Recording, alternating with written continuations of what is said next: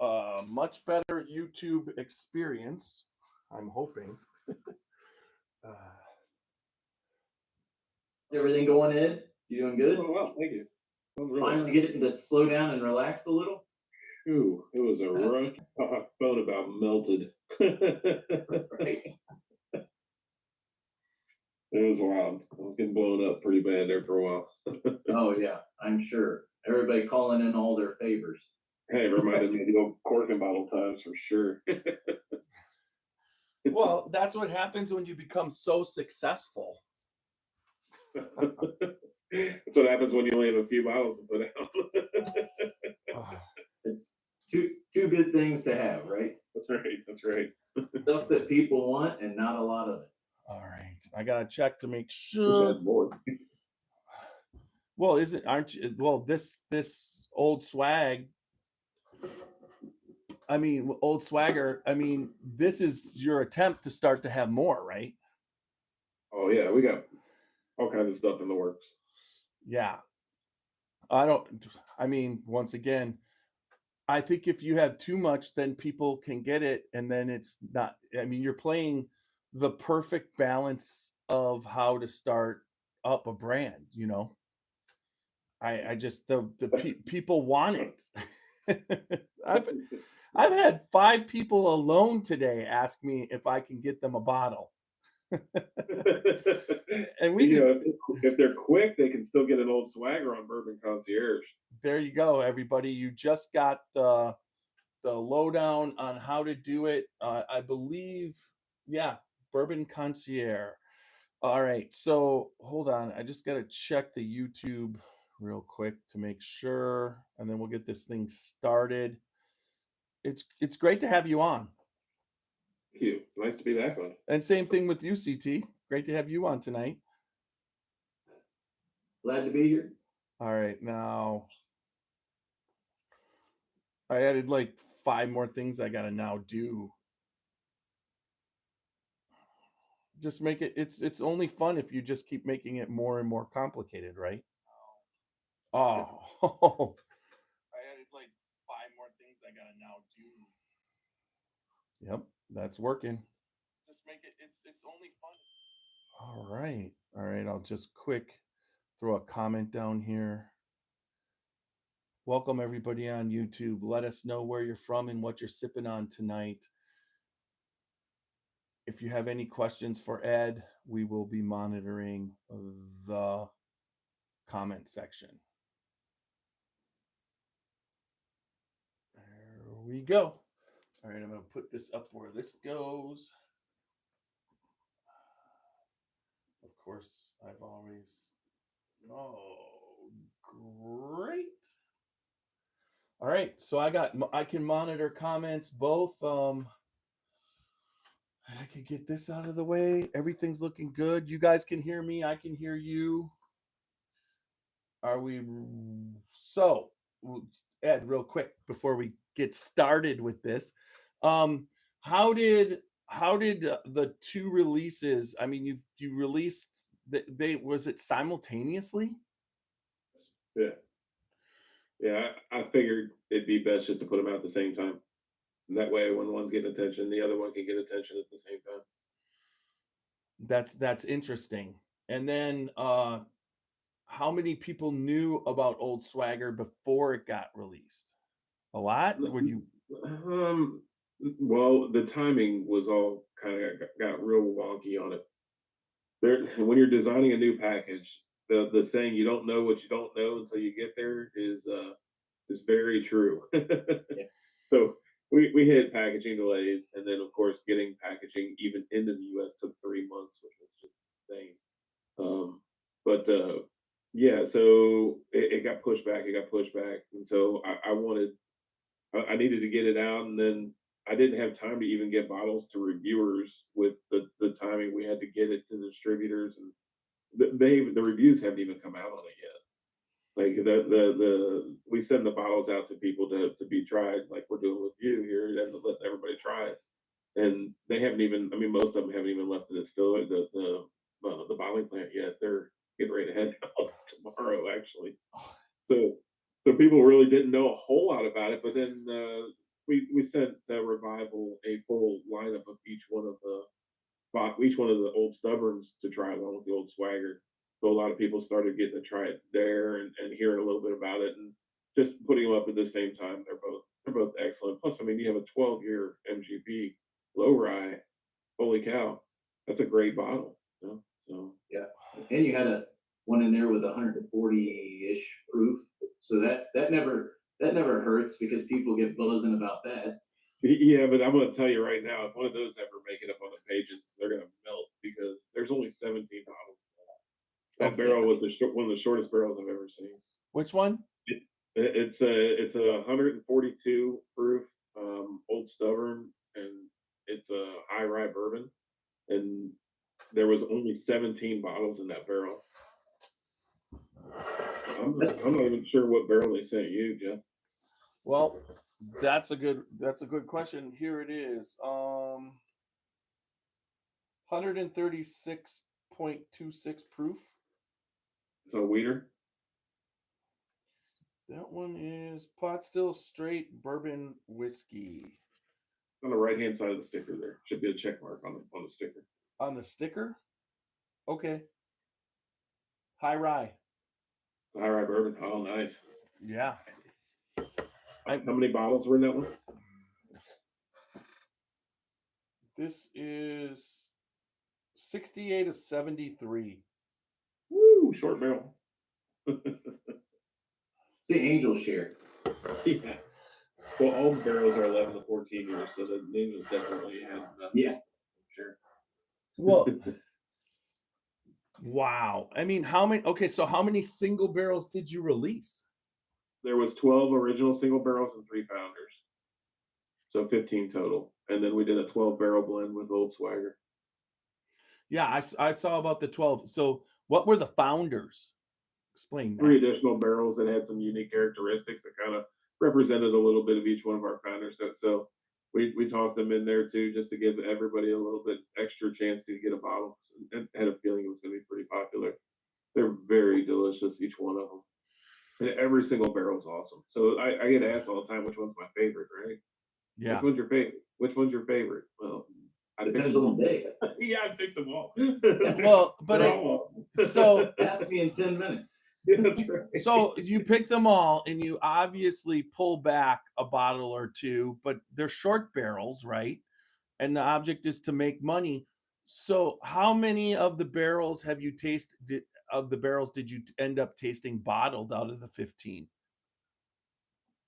You know what I How many mean? did I try to get to the 15? No, how many did you actually try out of the bottle once it was bottled of the 15? I've tried them all. You opened up a bottle of each one and tried them all? When we hit our bottle release at Revival Vintage Spirits, Brad opened one of each single barrel. Okay. Yeah. So that really was that when you tried them? Yeah. That's when I tried the finished ones, but I've tried them all multiple times on the way to being finished. Oh yeah. I mean, but as you know, it's like when there's always, I mean, it's not perfect, but it's close, but there's always, in my opinion, a little bit of a difference between barrel to bottle, you know, and in some So- cases it actually gets better. Well, so let's talk about the bottle shape for a minute and then what that means. Notice how much space there is up here? Yeah. Yeah. Oh yeah. The bottle fill. Yes. Yeah. I did that intentionally. Notice you didn't have a pop when you pulled it? Yeah, and I noticed that when I did it, not only was there not a pop, but there was a little bit of moisture up there. I was like, how did that happen? I have no idea. But it shouldn't have a pop at all. And Nope. the reason it doesn't is because I took the pressure off the inside of the bottles.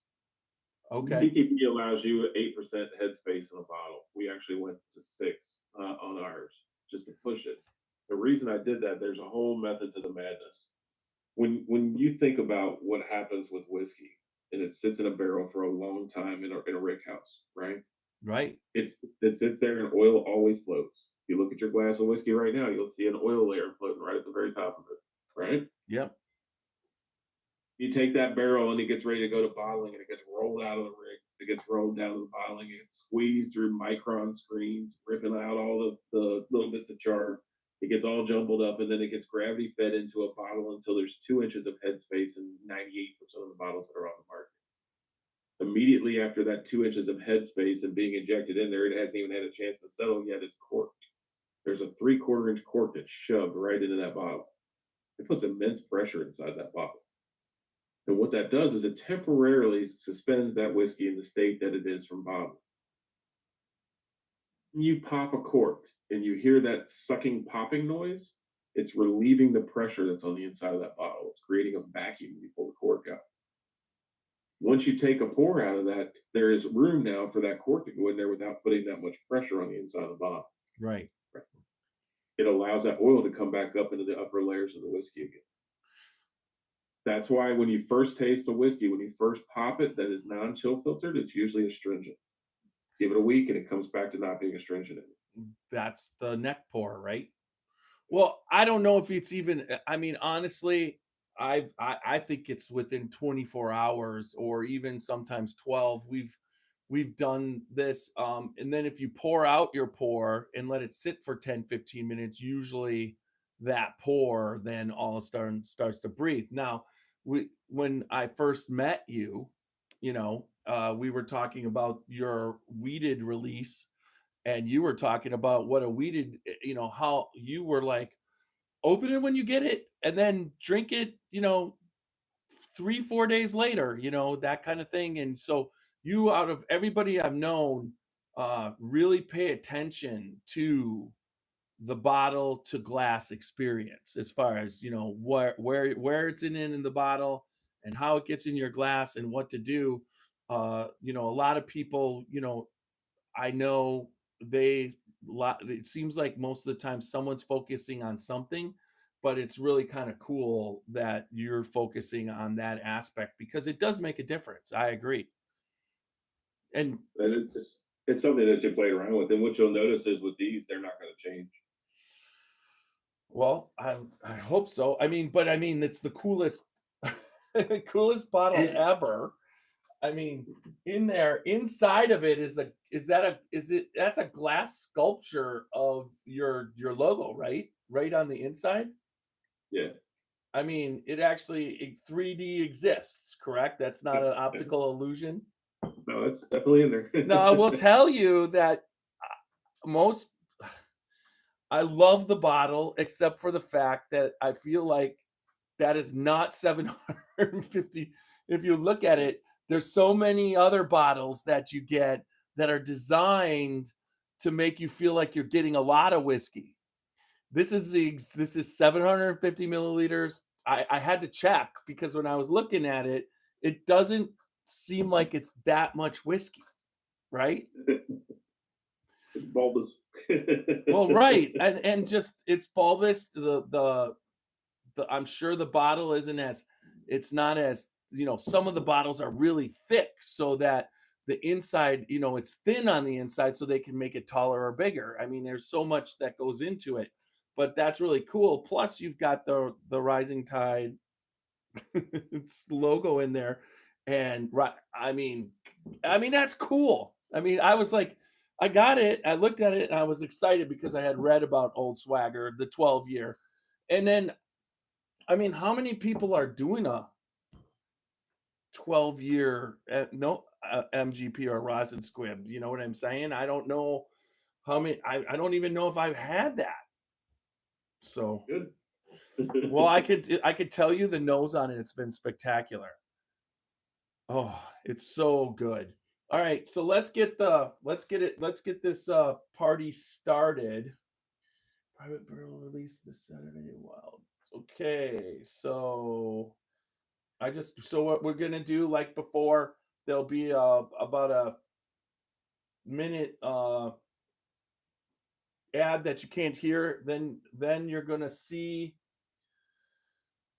Then you'll see the our. I gotta make sure that I get this right. All right, I think I went to full screen here, so I gotta get off of this one. Get over here.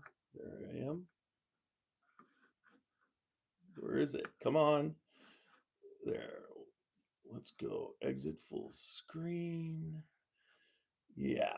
So what I do All right, and then you'll be able to see. I'm going to share the screen of our start, and once the start's over, we'll go right. I don't know if you've been a part of this, CT, but I did what you said, so we'll get this going. All right, here we go.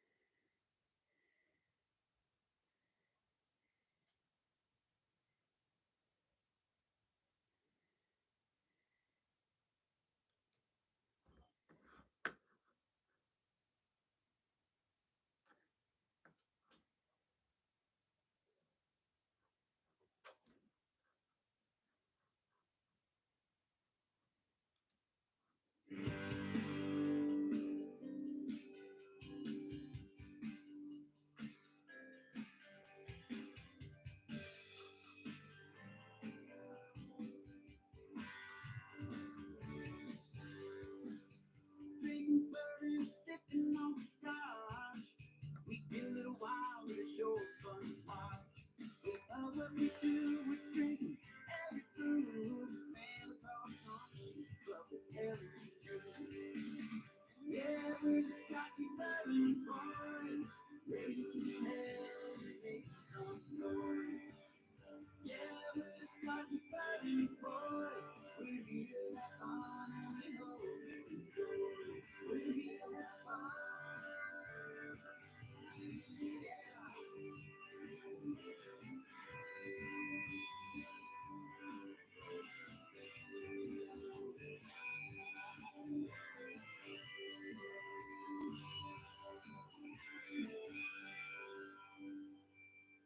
All right. Welcome back to another podcast of the Scotchy Bourbon Boys. Woo! All right, you guys. I gotta see what's going on there. I must have paused my.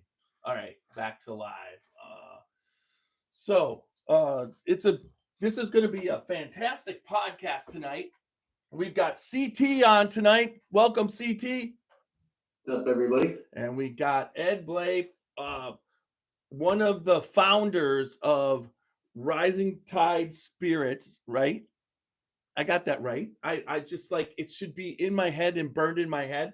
But also his brand Old Stubborn, and then this is actually the new brand, right? The Old Swagger, correct? I mean, I was reading about it and everything, and it's kind of cool, everything. But I was like, well, it's cool. I won't have to read about it tonight because I got you on tonight to tell everybody about it. Welcome, Ed. Thank you. It's good to be back. It's great to be back. I mean, last time, if anybody doesn't want to know how dedicated this man is to bourbon, we could go over your past, but just the fact that he lives in Michigan, about what 5 hours away from me, and right, 5 hours, yeah, and he drove down for an 8:30 podcast, which meant that whatever. But after the podcast, we ended about 10, finished up about 10:30ish. He hopped back in his car and drove home. So that was pretty amazing. But what we did on that podcast was something that I always I found very, very special, was that we blended. He had all the barrel samples from his next batch that he was going to do. He had first done a wheated, and then he wanted to do a rye bourbon, and he had brought all the barrel samples, and we blended together, and that's something that I've never done before, and it really gave us an insight into what somebody goes through when they're blending and all the tools that you have, correct? Pretty wild. It's definitely the reason I don't have hair right now. Yeah. But now the release that you just had, you released the old stubborn single barrels, which was cool. And then you released a 12 barrel batch of old swagger, a 12-year. Now, uh, talk about, were those single barrels going through as you were making your batches, leading up to this? Were those the single barrels that you were putting off to the side that were like, man, those will be really good single barrels? Or was this another separate purchase kind of thing? I wouldn't say it's a separate purchase, but it was just some additional barrels that we had. The first two releases, I only put out 24 barrels. So I still have other inventory as well. So I was working through it and just seeing what I found. I found some very unique ones I thought would be awesome. And since we've done marriages on the first two, I figured single barrels would be nice to try something a little different and give you an idea of the barrels that I'm working with when I am doing the marriages for these months. That is a great thing, but people, let's get to your your past. What led you to this place? And then people can understand why I'm very excited to taste this single barrel and as many single barrels as I can that Ed is releasing, because honestly, where you come from, you understand single barrels. I've done a few of them. Yeah, just a few. I used to run Cork and Bottle back in the day, and when I did that, obviously I did all their barrel selections, and so I've done well over 250 private barrel selections, and so you get an opportunity to really climb around some rick houses and have some neat experiences, but you also have a chance to really define your palate at the same time. And the things that you look for in barrels and things that separate the barrels you pick from kind of what everybody else does. It's amazing. The experiences that I did while I was there that were just mind blowing. Just picking barrels on my 40th and 41st birthday with me and Eddie Russell was just phenomenal. I climbed around the bricks for a minute with him. We drilled so many barrels that day. I think we were both walking sideways out. So Ed, that might answer Ann Demick's question. She wants to know, where did you find those barrels? Which ones? What barrels? I'm guessing the ones that you found with Jimmy, since that's Ann's hotspot. Well, I'm going to tell you what, I have picked barrels. I was sitting there the other day thinking about this. I've done B, G, H, K, M, O, T. I think, and I know I'm probably missing a couple other ricks that I picked barrels from. Well, Ann also said, and also, where is he storing them? Tell us more about starting up a brand, bottling, etc. It's hard. I'm going to tell you, in this market especially, it's a nightmare. It's so polluted right now, and there's so much whiskey out there. It's hard to separate yourself. But the truth is that I have some great partners down in Stanford, Kentucky, that are holding full. I mean, they're fantastic. They're actually going into their own distillery now, working on building that up. But whenever they get ready to talk about that, I'll have them contact you. But yeah, no, they're fantastic people down there. They bend over backwards to put out quality products and to do the things I need them to do to get our brand up and ready to go. Finding barrels is difficult too. There's a lot of barrels out there, but that doesn't mean that there's a lot of good barrels out there. It's very difficult. She's yelling at me through text now. No, with so many O's I can't even put in here. Where did he find the swagger barrels? So there must be a joke to this. I don't know, but she must know something. No. From there you go, Ann. Are you happy?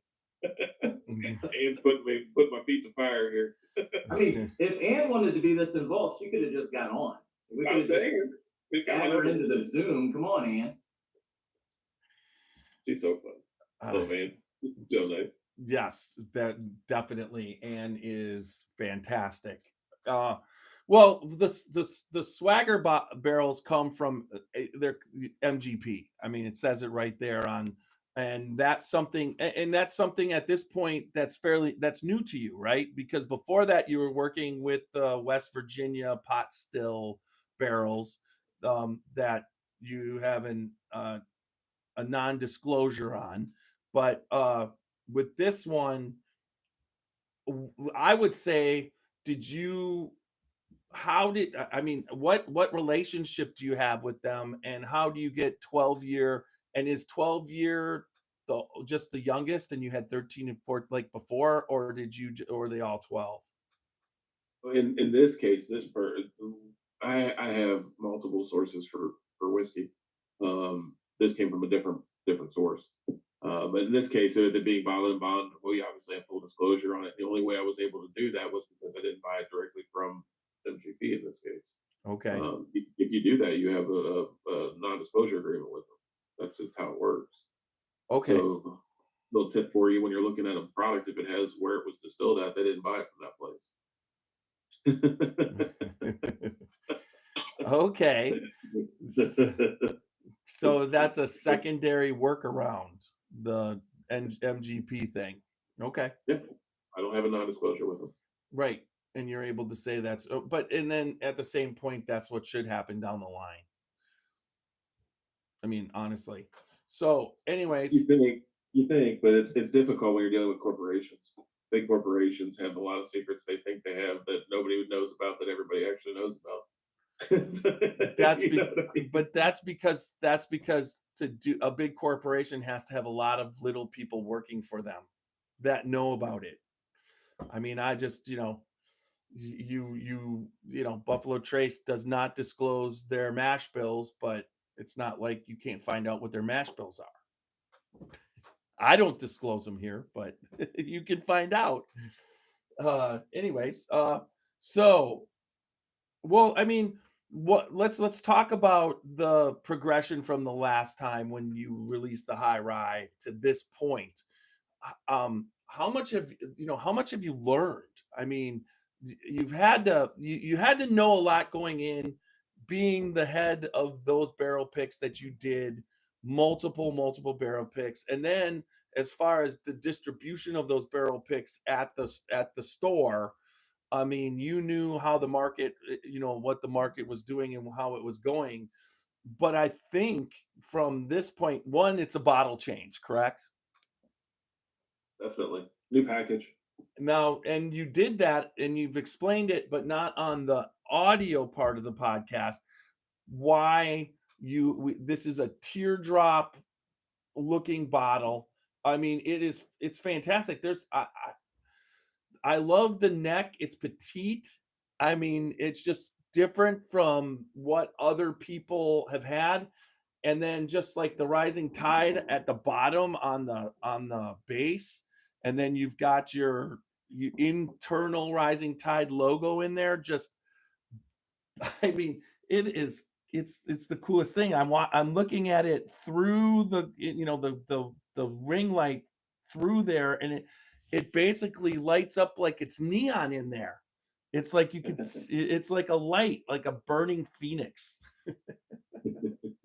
It's gold. So we put our logo right in the middle, and that was really interesting. When I told them I wanted to do that, they were like, "What?" So then they started telling me, "Well, it's going to take a mold to do that." I'm like, "Okay." I loved it, and then once they were able to adhere it, and it's all perfect. I mean, it's just super cool. Now, if you take the labels off and use the bottle for something else after you're done drinking it, then it'll be super cool. I think it'd make a cool base. And then What I don't think you said before, Ed, but what was the name, the old Swagger name? Was that something just that you came up with? Was it something that you brought back? It was our team that came up with it. We liked it because we wanted something that was a little different than Old Stubborn. Old Stubborn is like a robust whiskey to us, and Old Swagger is more of an elegant whiskey. So we tried to come up with something that was a characteristic that would be eye catchy, but also meant a little something with what we were putting out product wise. Yeah, it was pretty cool. And it also just rolls off the tongue real nice. I like it. Yeah. Intentional, controlled, and elegant are the words on the tube. The tube is fantastic. I mean, and then the logo, you've got a whole. It's the same guy from the Old Stubborn, right? And in Old Stubborn, he's just kind of hanging out. He's crossed. He's just kind of posing, You can see that right there. But this one here, he's basically got the swagger, right? He's sitting there, fingers in his, the thumbs in his pocket, and he's just there like this like he's like this is just gonna this he's got the swagger. I mean, he's kicking ass. This is gonna be, he knows it's good, right? I think it's super cool. Our artist is awesome. He does a great job with it for sure. But yeah, we tried to have some product continuity so everybody knew it was from us.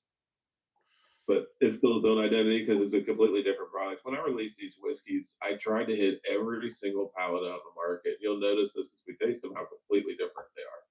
Old Swagger is soft, it's elegant, it's a very much a whiskey that everyone can enjoy. It's what I like to say would start your evening off for an awesome tasting.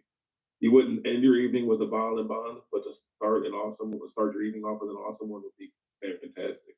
And then if you keep progressing from there, our barrels go from 117 proof up to 142 proof. They're pot still versus column distillate. That's a 12-year low rye MGP bottled and bond NCPF versus a high rye bourbon from West Virginia. That's pot still and cash strength. They're just complete different ends of the spectrum when you go to tasting. But what's amazing about them is they're both excellent. So it shows that you can have good and it be just completely opposite in taste, but they're still awesome. And I think that's important. A lot of people, when they do tasting notes, they talk about their flavors, but what very few people talk about is what you're feeling. And I think that our mouthfeel on our whiskeys especially separate us from everybody else. I have a very high viscosity when it comes to my whiskeys that I enjoy. Well, you talked about it, talking about the bottle and how the oil, and that right there just says everything. You're looking for that oil. You want that viscosity when you drink something. So definitely. I want it to feel like butter in your mouth. I want that top of your tongue to be slick. I want everything to, because all that means is that flavor is just going to lock into your mouth and hang around for a long time. Absolutely. When you take Old Stubborn, it's like drinking motor oil. That stuff will hang around. You'll be tasting it 20 minutes later. It finishes wild on it. Pot still. Yeah. Column is fancy and refined, and pot still is the Wild West. Well, the viscosity on the Old Swagger is pretty intense too. It's stuck there for a good while, and then what's coming down now is the full length. The legs are pretty. It makes it so soft and elegant. That's the best word I could use to describe it. It's an elegant whiskey. I get people notes. that weren't listening before. We talked about the fact that this new release that you've been doing for the past couple of weeks has just been phenomenal. But I think that it says a lot, not only for you, but obviously your passion to put the best thing you can into these bottles is the reason why everybody is so eager to get out there and find it. I know a lot of the social media people, whether they're doing a TikTok or whatever, a lot of these guys are just going nuts because your passion is to absolutely put this amazing distillate in these bottles. I do my best. We're my company, my founders, myself. We were all enthusiasts long before any of us were ever in the industry, and we're still enthusiasts to this day. We put out whiskey we're gonna drink. I'm not gonna lie. I have a few bottles myself. So I want to drink it too. Well, so we want to make sure we put stuff out that we're gonna want to drink too, and so that was our agreement when we started our company is that we're going to ultimately always strive to put out the absolute best product we possibly can. That falls on the board is great, but I'm going to do my best to get to the top. And that's just how it is. That's great. Do you still have the collector still drinking from time to time other people's stuff because you love that too? For sure, especially when I go down to Brad's. So when I'm down there, I mean, I'll drink all kinds of wild stuff. It's hard because there isn't much I haven't had, right? There's some newer stuff that I haven't had, some like really younger stuff that's just not aged all the way up yet. But when it comes back to like Dusties and things like that, it's rare that I see one that I haven't seen. But when I go to Brad's, a lot of times there's one that'll pop in there, and of course I got to try it. That's just me. How about that big handle of what's the That was McBrayer. the McBrayer that's like 1913 or whatever. I think it's gone. You know what's amazing? That bottle, we were talking about it the last couple of times I was there, and that bottle was that distillate was put in the bottle before the Titanic sank. And it was like, wow, just that realization that this industry, like stuff like that, exists. What's crazy is that's the second carboy that we popped. The first one was a 1918 Old Jordan 8 year that was distilled by A.P. Stitzel. It was owned by a pharmacist during Prohibition. We purchased it from the pharmacist's daughter, who was 95 at the time we purchased it. We popped it. It was like it was the first day it was in there. It was absolutely amazing. When I pulled the cork out of that thing, the entire room smelled like it. Wow. It was unbelievable. It was still in my top 3 whiskeys I've ever tried. The other one was a Cedar Brook, right? Yeah. Well, he had a metal one, I think it was. Okay. Yeah, I think I could be wrong. It might have been a county fair. It's been a minute since I've seen it. Yeah. But Those yeah, carboys are cool. oh, they're super cool, and Yeah. the corks in them are wild. And a lot of times the corks hold up really well compared to the smaller bottles. Yeah. Yeah, and then also the whiskey just holds up better. I'm gonna say that you left a word out of your on your tube. Balanced. Yeah, it's super balanced, but that's not Jeez. chill filter.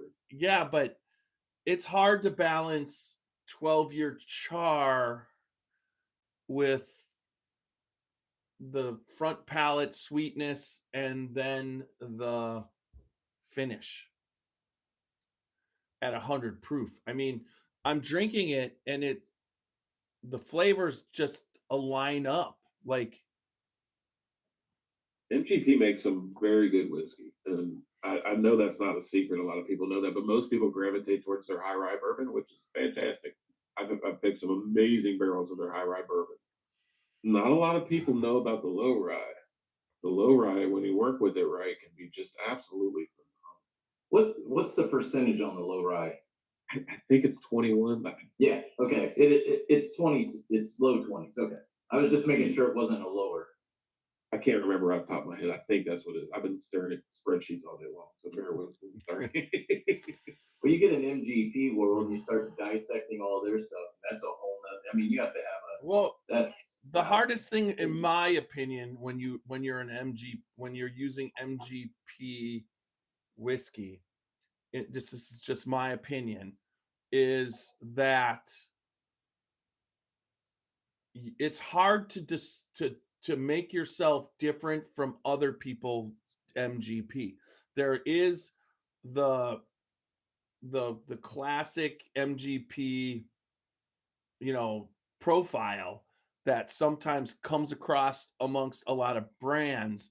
But when I talk to somebody who's doing MGP and they tell me they just take the barrels that they ship them, I'm like, well, how does that work? And then, well, we go through and we do all the stuff, but like people like yourself, although you didn't do it through MGP, you got those barrels from a different source.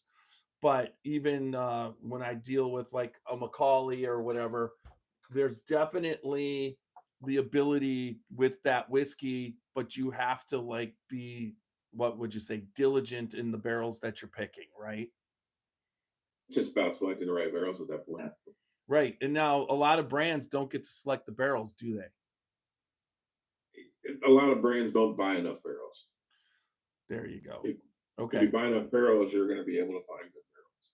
But and like anything, obviously, when you're hand picking the barrels you want, you're paying a little more, which doesn't matter. At the end of the day, you want to pay a little more to get the best product instead of just buying umpteen barrels of whatever and then, oh crap, well those two are terrible or those two aren't as good and we got to blend those and do this and that.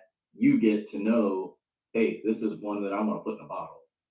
I make sure that I get a lot of samples. I refuse to buy whiskey from one sample. There's not a lot of people that do. A lot of people will just flat out try one sample and buy whatever, but I'm not that guy. Too much money. Well, it's too much money. There's too much reputation. There's just the rep is it. Exactly. That's what matters. Well, also, I think with your background and where you've come from and what you're doing, you understand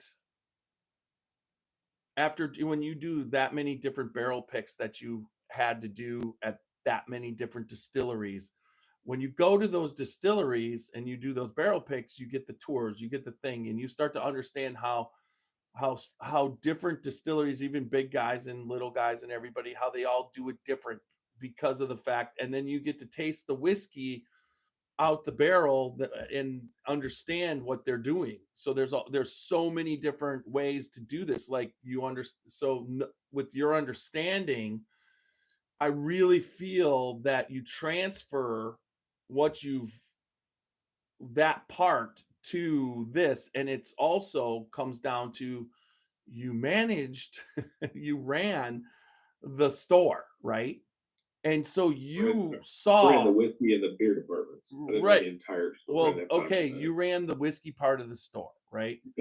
And you Good. understand with all those people what the average consumer's looking for, not the average consumer who buys Jim Beam or Jack Daniels regularly, or they just buy one brand. You understand what the connoisseurs and the people who, the secondary people.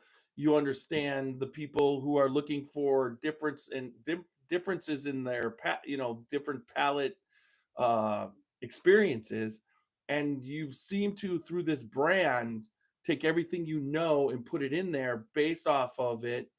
And Walter Zausch is also similar to you. He owns a distillery now. I mean, he owns Whiskey Thief, but he is very similar to you in the fact that he was such a fan of bourbon and doing barrel picks and going on and getting this and figuring it out, that he got wanted to get into the business and he bought the distillery. But he still, to this day, when you go there or you talk to him or you're with him, he is a lover of bourbon, and that's kind of what you are. Not from a you're not a family that has been making bourbon for 9,000 years or anything like that, and you're not a corporation, but you're just a lover of bourbon, and you're able to give what you learn to the people who want it. And this is everything for me. I want the package. I want you not only give us an unbelievable bottle with the purpose of having no pressure, which you've explained, but then you put it in a tube. And I mean, putting it in a tube, I mean, you saw what putting E.H. Taylor in a tube did to it. I wonder what they do BTAC, what that tube's gonna look like. I mean, I mean, it's just like the people. And so on this release, were you nervous? I'm always nervous. Okay, so It's always when you do this stuff, you don't sleep the week before release. There's too much anxiety. You want to make sure everybody's happy. My ultimate goal is to make everybody happy. I like when people like what I do because I'm doing it for them too, not just me. I like putting whiskey in people's hands and seeing them smile and talking about it and sharing it with their friends. That's the biggest reward there is. I 100% would take that over any spirits competition award any day of the week. Honestly. It's more important, honestly, than a lot of those awards. Yeah, If the consumer wants it and they want to buy it and they buy because of you and the product you're putting in it, yeah. they're buying that way more than they're buying because you won an award. Yeah, that's what I'm saying. It's like just seeing the smiles makes it worth it for me. I like it. It's when I was at Cork and Bottle, I had a table in the back room and I would bring the customers back there. My favorite part about that was how special it made me feel. And so it makes me feel good to see them feeling like they have something that is absolutely fantastic and sharing it with all their friends and telling them all about it. There's nothing that makes me feel better than that. Love it. The excitement is contagious. That's on, obviously it comes through. It comes, you've put that enjoyment in a bottle. That there's no doubt about it. I'm there's If like anyone joined us late, we talked about it early, that the old stubborn single barrel's gone, but there are a few old swaggers possibly left out there. And you said where it was. I'll let you say it again. That was the bourbonconcierge.com. They took they had quite a few to begin with, and they're doing fantastic. I mean, they're not going to be there more than another day or two.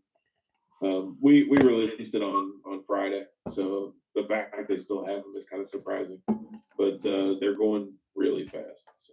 And I think if anybody follows you, and if you don't follow Ed and follow Rising Tide on social media, you posted a link, I think, to it today.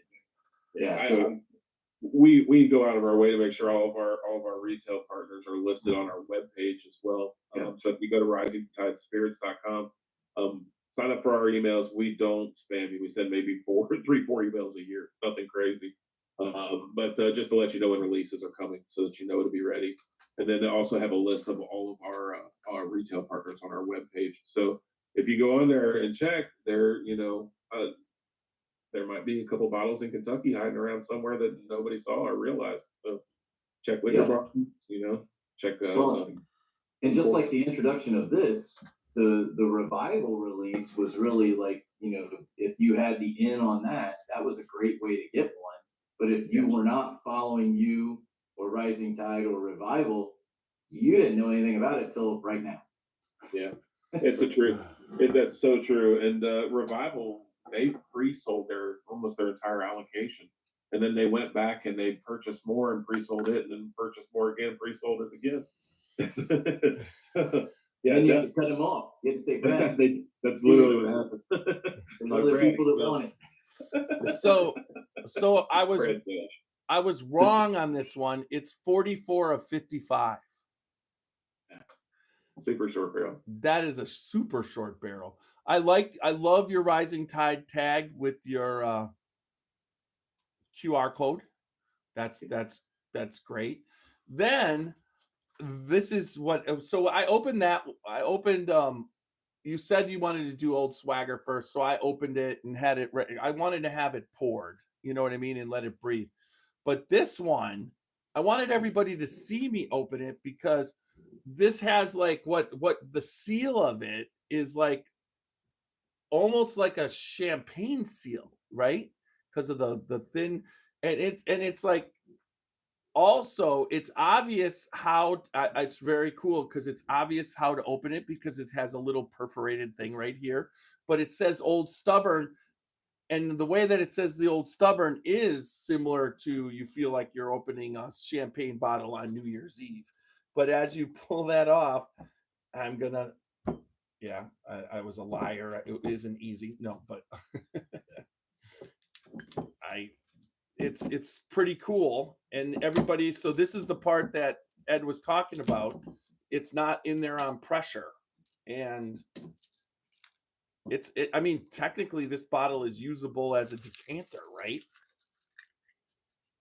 Yeah, you could even use it as a vase when you're done. I wanted to. A vase. But you got the glass top, and again, once again, the awesome 3D it's a cardinal, right? Here we go. Just see, once again, it's got a little bit of,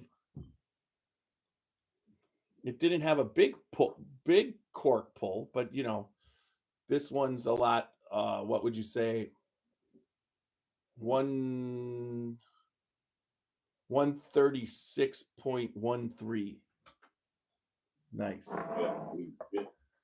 Super nice. So there we go. One thing that was with those, was it 12 of them that you had lined up at Revival? All 15. Oh, so the range, I know Kevin was there doing some stuff with you guys that day, and just going down through them, the color difference. And there was a couple, and Jeff looks like one that is like super dark. Yep. Like that thing looks like dark maple syrup. You could see the difference on my camera between the Old Swagger and the single barrel. And with you having a dark colored shirt on, it's definitely dark, but yeah, it's here. Let's put the see. tube behind it. Yeah, put that white tube. All right. The Oak Stubborn 2. That one. Okay, there you go. Yeah. Look at that. It's not even a. Dude, are you sure that's not Pennzoil? That's a short barrel for you. Oh, They get crap. dark. And it's You should see the 7. it's between 11 and 14 years, right? It's just a short barrel. Short barrels are dark. Short barrels are depressing. Especially when you want people to have, you're hoping. Now, I mean, honestly, the thing that I've always found lately is that from my standpoint, if you did 375s and doubled the amount of, that would double the amount of bottles you can do. But 375s always come across to me as a podcaster perfectly, because there's not a lot of bottles I take the full 750 milliliters anymore, because I have too much to taste, and as you know, you're not always drinking through the 700, but with these it's nice to have, because I definitely will be sharing, and that's what you want to do. You want to share really good spirits with your friends and people. So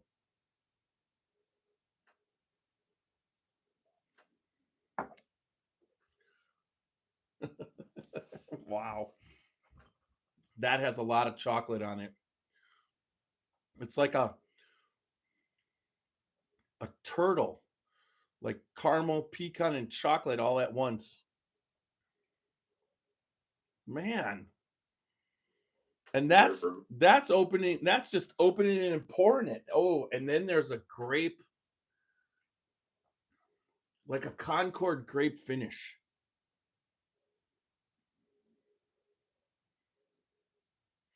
I find a lot of times aged whiskey, and really good, well done in barrel, you start to pick up some grape, some aspects of like a grape, like a wine or whatever flavor on the finishes. But that is, wait, I would almost say that I don't know why I'm getting it, but it's almost like Welch's grape jelly on the finish. It's just like, let's see if I get it again. I got the chocolate and the caramel and the pecan right off the bat.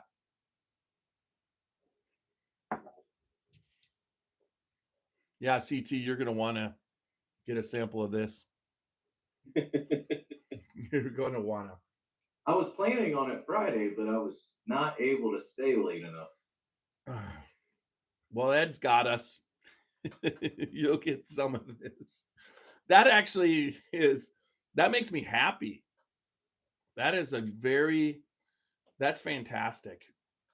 So when you were picking these, so you still have more inventory, you said. Is it going to be batches, single barrels, or a combination of both? Well, you never know what's going to come. Okay, you're not going to give out. You've learned don't give out your secrets. We get a little closer, we'll let everybody know. But so are you start saying stuff now? All of a sudden, I'll start getting 1 million PMs between now and release. So where do you do it? Do I do what? Where do you do the blending, and where are you bottling? I mean, always in Stanford, Kentucky. In Stanford? Yeah, there's a place down in Stanford that does it for us. Great people, absolutely fantastic people. I don't want to give out their secrets or anything, so I haven't cleared their releasing a name or anything like that with them. But they're opening up their own distillery, and when they get ready, I'm sure you'll talk to them as well. But they've done absolutely fantastic. I do the blending up here. We're at my house, and I do the barrel selections up here, and then everything's done down there. So do you have a lab? Well, I don't know if I necessarily have a lab, or a space. It definitely takes me some time to work through. But do you have a space in your house that you do it? Oh, not really. No? You could just be watching TV one night and going through? Totally. Kick back, have a couple. No, I'm kidding. I have a whole system I use here. I have a big countertop I use. And set everything up, have a lot of glens, and start immediately weeding out by nose and working my way down and figuring out how I want to release them, and then what from that point I want to do. Whether if it's a blend, then I'm going to start figuring out the barrels I want to use and the structure of the blend I want it to be. It's a process, and then it takes multiple times of doing it. Single barrels is a little easier because just picking single barrels, you find a winner, you found a winner. But blending's a whole different animal. It takes time for whiskey to marry. It's not an instant thing. Well, I found that, well, put it this way, after you did that blending, there's also the aspect that when you put the whiskeys together, as you keep going further, they chemically don't bond right away. When it's almost like they repel each other. And I did an infinity bottle with a bunch of Woodford Double Oaks bottles, okay, barrel picks, and I probably had 7, 8 of them, and they were all getting low and whatever, but I needed space, so I just took them all and put them together in a decanter until the decanter was full. And I think it was about 6 of them that the finished them off and put them in. And when I tasted it, it tasted horrible. It When you didn't first taste, marry whiskey, for a while, it tastes rough, but and it's enough to make you really, really, really nervous. yeah. And you're sitting there going, wow, that doesn't taste like any Woodford Double Oak I've ever had. And the barrels weren't bad. You know what I mean? They weren't some of them weren't as good as like the actual batches they do, but now after about sitting in there for about, since I did it right at a Halloween time, uh it's been sitting in there, and now the butterscotch is coming out, that Woodford Double Oak. So once they actually decided that they were going to become one, then all the flavors that are there start to express themselves. So it's really such a unique process that it's almost like you're trying always to hit the target, but the target's always 100 yards ahead of you. It's difficult. You kind of have to trust the process. I mean, I got pins and needles for a few weeks for sure. Because it tastes very rough when you first blend whiskey. So Yeah, go ahead. when do you think, not pinning you down on a time, because I don't want to do that to you and anybody watching, but what's your horizon look like for the next release? Are you a few months out, 6 months out? We're hoping by winter. It's a matter of getting tubes in for the release. So that's my issue. Once we have tubes in, we'll be able to go. Nice. That's interesting. Not the glassware, not the bottles, not the whiskey, the tubes. Shortage. It's when it's all about in our business, it's about minimums and how much you can purchase at a time. But when it comes to releases, we make individual tubes for releases. So that's well, and it's not just simple individual tubes, gold foiled and Yes. really You nice. didn't buy them on Amazon. no no Amazon tubes. No, you don't buy them on Amazon, but people sell them. Yeah, that's awesome. No, but ours, we have a manufacturer and they're awesome to work with, but it just takes so long to do that process. So between designing and manufacturing samples and getting them over on a boat and all that kind of good stuff, it takes a while. No, I can imagine. Well, and then I it's just like as a single barrel person, how many times did the labels for the single barrels hold up the release of the single barrel to you? When I mean it just like, if it's a new product that you're picking and they offer it to you, all of a sudden the labels have to get made, and they'll tell you, oh, it'll be ready in 2.5, 3 months, and 6 months later is when you get it, because they just couldn't get the labels. The issue was our labels were too big that we originally designed for the bottle. So we got the bottles in finally, and we went to put the labels on that we had printed, it bubbled. And so we had to stop, redesign the labels, and have them reprinted again. It was a learning experience. That was painful. That was not a cheap lesson. Because the label is what the government goes by, right? It's not like that, but it's got to look right on the bottle. It's got to Well, adhere right. And unfortunately, it just didn't work the way we originally had it, so we had to go back to the drawing board on it. But now we've rectified that problem. It's good to go. You know. oh, I But know, you, but it had to be a bitch if you had them printed already, authenticated for the government, and then said, "Oh, oops, they didn't fit. We got to do it again." That's probably not the best thing to say to them, right? yeah, no, I mean the government was cool. We just had to do it was more of a material change to get them to lay flat. And so once we did that, we were okay. I had too thick of material on there, and it was bubbling, and rather than lay it flat because the bottle's curved. But and every one of those bottles is slightly different. None of them are exactly the same. They're Right. all hand blown glass. It takes 14 minutes to make each individual bottle. There's Wow. three molds for it, and it's hand blown glass. It takes a long time, and they were not cheap. But So I the wanted something that base, really was very eye appealing. I wanted something that was unique and a little different than what you normally see. But I wanted something that still fit into the type of image that we wanted for our product. well, I'm gonna play with shooting the cardinal through the through the light because it turns neon, it turns this. I mean, there's about so basically the base had the cardinal, and then you drop down the teardrop on top of it. You know, that's how and the base is a separate mold, the bottle was a separate mold, the cardinal was a separate mold. So Well, how and did then Yeah, Jeff, I'm going to suggest you take the picture of not the one you have in your hand because you're not going to get it through that dark one. Jeff. I'm telling you, it looks like the Yeah, card. that's cool. I'm looking at it through the ring light, and it looks like the cardinal's on fire. It's the coolest thing. we liked it, and I like our logo a lot, and I think it looks super cool in there. Well, Mhm. I've never seen a logo in somebody's bottle. Now, who else has done it? I mean, where did you see it?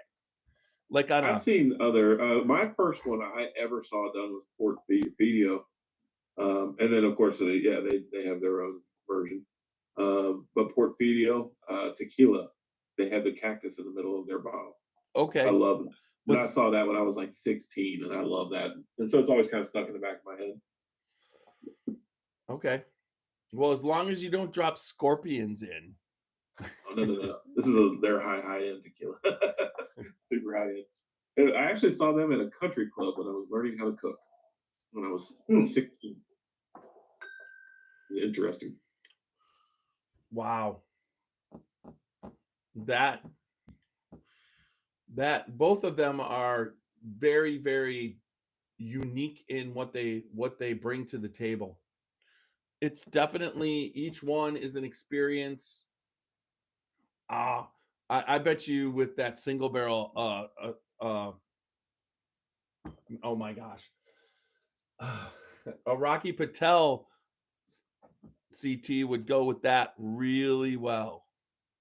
I guess that just about a lot of cigars would go well with it.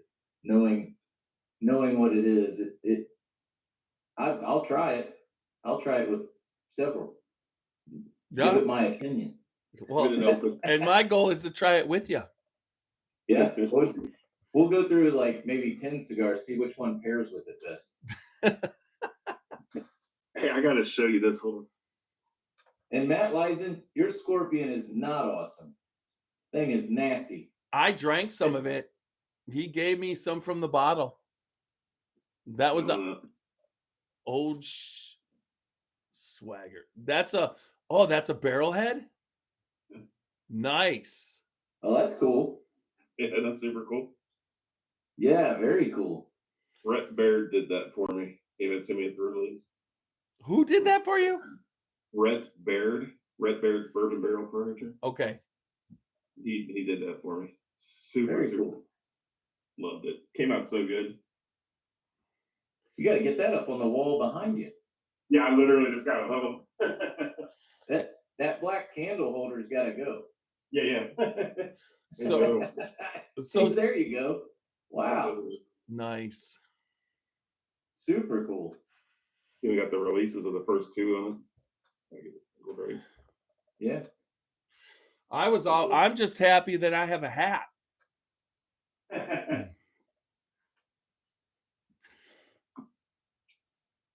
Hey, CT. So, do you like the new setup? Confusing the shit out of me, but whatever. How is it confusing you? There's a lot going on. If there's a single guest, it'll be like, look at Ed's screen and look how clean it is, and you got a picture behind him, the candle, nice and clean. You get lost in yours. I can't even tell where you're at. That's the goal. It's all about the whiskey, not about me. I thought you were the old swagger guy for a minute. Yeah, it's just like so I was proud of myself, Ed. With CT, we collected barrel staves. We broke a barrel with Broken Barrel, and we picked up all the staves and threw it in his truck, and we got them back. And they sat in my garage for about a year. So last fall, I decided I would sand them. And then this spring, I stained them. And so you could see the front of it now. Initially, I was thinking I was going to do it horizontal, like you see with the walls and everything, but it just worked out that it would be vertical. You could kind of see it underneath. I don't want to get too far away, but I want to show it. Plus, then my sister-in-law had that done, the Scotchy Bourbon Boys stave, a while back. So so I just did that. And then I've been having problems on YouTube getting the screen and me facing the right way, so I don't look like it's taking a picture of me in the worst way you could ever take a picture of me. So I figured this out. Like I said, I was pretty happy to. So this is the first time the studio is together this way, and it was for your podcast. I was like, this weekend I'm working on it, and I knew I was getting close. And on Friday or Thursday when you said it, I'm just like, let's do it Monday. So what's your schedule going forward? I mean, well, you got to be a busy guy now. You're in Michigan right now, right? Yeah, so we're pushing hard to have both products out twice a year right now. So that's our goal right now. And then eventually it'll increase from there. But so I mean, honestly, 3 times a year, if it's going to increase, 3 times a year probably would be what you'd go with, the model of like Stag and Elijah Craig Barrel Proof. Just go with that model 3 times. Oh yeah, it's all about what we got product wise. So I mean, the old Auburn is going to eventually run out. We know that. I mean, it's a product that is not being produced anymore. So get it while you can get it, because it's gone when it's gone. It's a beautiful bottle, beautiful product, beautiful everything. But I think your old swagger and what's coming, down the line, I think that's going to be fantastic. So what kind of time and effort are you when you're searching the world for barrels? What kind of time? It definitely takes time. That's why I have my releases already working before, and I'm not worried about buying them for each release. I don't do that. Okay, so it's all ready, but you're always buying for 2-3 releases down the road. Yeah, we buy ahead. Yeah, it's just too hard to keep it's too expensive to buy a ton up front. You can't work on just buying for every single release. It doesn't work that way. The only reason we were a little slow on this release was because of the new packaging. It took a little while to get it all in. It wasn't. We literally beat the tariffs by 3 days. It was. Woo! Yeah. Well, that's good. More hairs. Yeah, I think everybody's pulling their hair with that whole deal. Oh man! But it's literally our boat landed 3 days before they took effect. Yeah, that would have delayed you for another like 3-4 weeks, because you would have had to just get it in once they got paused. Oh, it was even worse than that. Is the amount of money it would have cost for them just coming into America. Yeah. It was a lot. I mean, do you get the glass out of China? Yeah, we have a manufacturer in China. So it's so funny because as a podcaster, I get probably 3, 4 times a month people, not the last month, but before that, I was getting 3, 4 people that would, they would basically ask a friend and then they tried to sell me glass. I'm like, I'm a podcast. You But should see my LinkedIn. It's 90% glass manufacturers. yeah, they just come and they're trying to, right? Yeah. How in the world do you settle on one then? With that many, how do you, obviously you can't go there and see the facility and check it. Well, actually, we did. So we have a company that we work with here. A lot of you guys, you may know him, you may not. Brett Atlas at MJS. He's fantastic. He's director of bourbon and banter. But his company has representatives that'll literally go out there and inspect the place before you spend the time with them. So, Really? yeah, Yeah. yeah. You got to protect your money. It's too expensive. And you Well, can't. yeah, because I mean, that's what I'm thinking is like you order 1,000 bottles, they come in and bust it up, not nearly what they should be, or the quality sucks. I wish you could only order 1,000. Right. I was just using an easy number. I wish. Well, and then like you said, just like in the whiskey world, for all you listeners, as you know, in all the groups, there's the scammers, and the scammers are, but for what you're into, also there's scammers, right? That's why you have to be very, very, very sure. It's not necessarily scammers, but I mean, there's definitely variations in quality of work. You have to pay attention to who you're working with. I think supply chain is important in our industry for sure. 90% of what we do is supply chain work. So if your supply chain's weak, you're going to have a weak product. You need to make sure that you align yourself with the best you can. That's just how it is. You are who you are. We want to be playing in the top of the realm. We want everything to be comparable with the top brands all the time. That's where we want to place ourselves in the market. So we spend extra money in packaging and everything else to make sure that we look the part. I think that's important. I don't know that anybody else, and I mean this sincerely, I don't know that anybody is putting as much effort into the bottle and packaging as you are. I mean, it just is. I mean, you had a good bottle before, and Yeah. to totally redesign it from the ground up is says a lot. But the packaging you're doing is phenomenal. Thank you.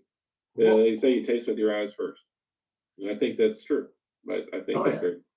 well, And I think that in a sea of bottles, when you have one that stands out, it's going to get a little bit of extra attention. And I think that our product on the inside warrants that extra attention anyway. So hey, if anybody actually sees your bottle on a shelf for sale, let me know. It's not sitting anywhere that you can buy it. we maybe, did, but that was my maybe, first bottle I ever designed. And we put our heart and soul into that. Yeah. It took a lot. Now I had seen some shapes that I liked that were similar and some concepts that were similar, but the design itself and the molds and everything else is all stuff I did for the first time. I'd never done before. It was a chance to really be creative, and that's something I really enjoy with my aspect of my job is being able to be creative. And then so, we had Chris Zebrink at Craft and Create. He designed those tubes for us in the labels. He's amazing. And that guy, he's been around the bourbon circuits for a long time. My entire teams and supply chains are all into the bourbon world. Everything's been set up from bourbon. Everybody I met through bourbon. It's amazing when you get people that care and are passionate about the product that's going in. They're going to give you an extra effort on the packaging on the outside. And Chris just did amazing. He did absolutely amazing. I'm very grateful for Chris Zebrink. yeah, I agree with you wholeheartedly. The people that you meet, there's always like when you're meeting them and you're talking to the people that you met through bourbon, you don't know down the line what's going to happen and how, if you'll ever be able to use them, but you just keep meeting the people, and it's just amazing to me how cool it is that when the time comes, the team usually assembles, and you being where you were and all the stuff that you were doing and understanding and being, you know, but so I've always said when I got into, I'm originally an artist. I was in, as far as I've done commercial art, I've done fine art.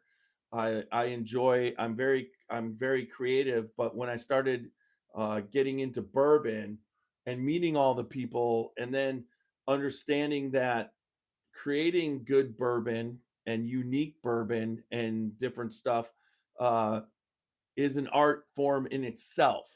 Just the attention to detail is very similar. You can put all your attention to detail in barrels. You can put your attention to detail in grains. You can put your attention to detail. But the thing that I loved about it was, and why I got in it, and what I love about it is, I want it all. That's one of the reasons why my first thing that I loved was Booker's. I felt that I got the packaging, I got the label, I got the wax, and then I got the barrel strength uncut, the first ever uncut, unfiltered bourbon. And that's similar to what you're doing. You understand why people love Booker's because you worked at the store and you understood why some people. Now, we've all seen somebody try and do this, and what's in there is not good. And that lasts about 5 minutes and it's gone. So the key is, yes, you give us a tube, you give us a great bottle, you give us your logo, three-dimensional in there, and then you give us fantastic whiskey, bourbon. I mean, and I don't know what to say. It's the whole package. And that's worth something. As you've As I've given this analogy a lot, bourbon is a lot like a pie. You go to the grocery store, you can buy a slice of pie. You could be missing three-quarters of the pie, right? But that slice of pie is not worth nearly as much as a pie that hasn't been cut into. What I'm talking about is the package, the interior, the contents of the package, the story that goes with it, the person that's selecting it. The entire package has to be there in order to get the best value out of what you're doing. And I think that's very important. If you have a slice missing out of your pie, it's only worth a fraction of what it was to begin with. You need the whole thing. Well, you got to be proud of yourself. And let's just say you go back to when you're working at the store and you take your older self delivers these tubes. You know that you first, that you'd want to try it, and then two, that you'd love every aspect about it, right? I mean, I, that's the it part. was so much fun designing it. It's like it's just one of your kids, you know. It's like, but yeah, when you see it, and the other thing is I want it to stand out on the shelf because I think it's a standout product. So the eye appeal has to match the interior. You just, Yeah. as Chris said, you gotta get it to the shelf. No, he was talking about my shelf. Yeah, well, that's any shelf. That's true. There's so many bottles. Everybody I know has walls of bottles, you know. Yeah. But if yours is the one everybody that walks into the room and goes, "What is that?" You know, it's right. So that's the goal. I mean, even with the single barrels, I mean, just the weeded, then the weeded bourbon, the rye bourbon, and now the single barrels. You just completed the trifecta, and then you came out with then you came out with a bottled in bond, and I tried to hit every spectrum, so you every bit of the spectrum. now, have you talked to Bernie Lubbers about this? Because like he's Mr. Bottled in Bond. You got to get him. He needs to have a sample of that baby. I think we can compare tattoos, right? Yeah, I think he would love that.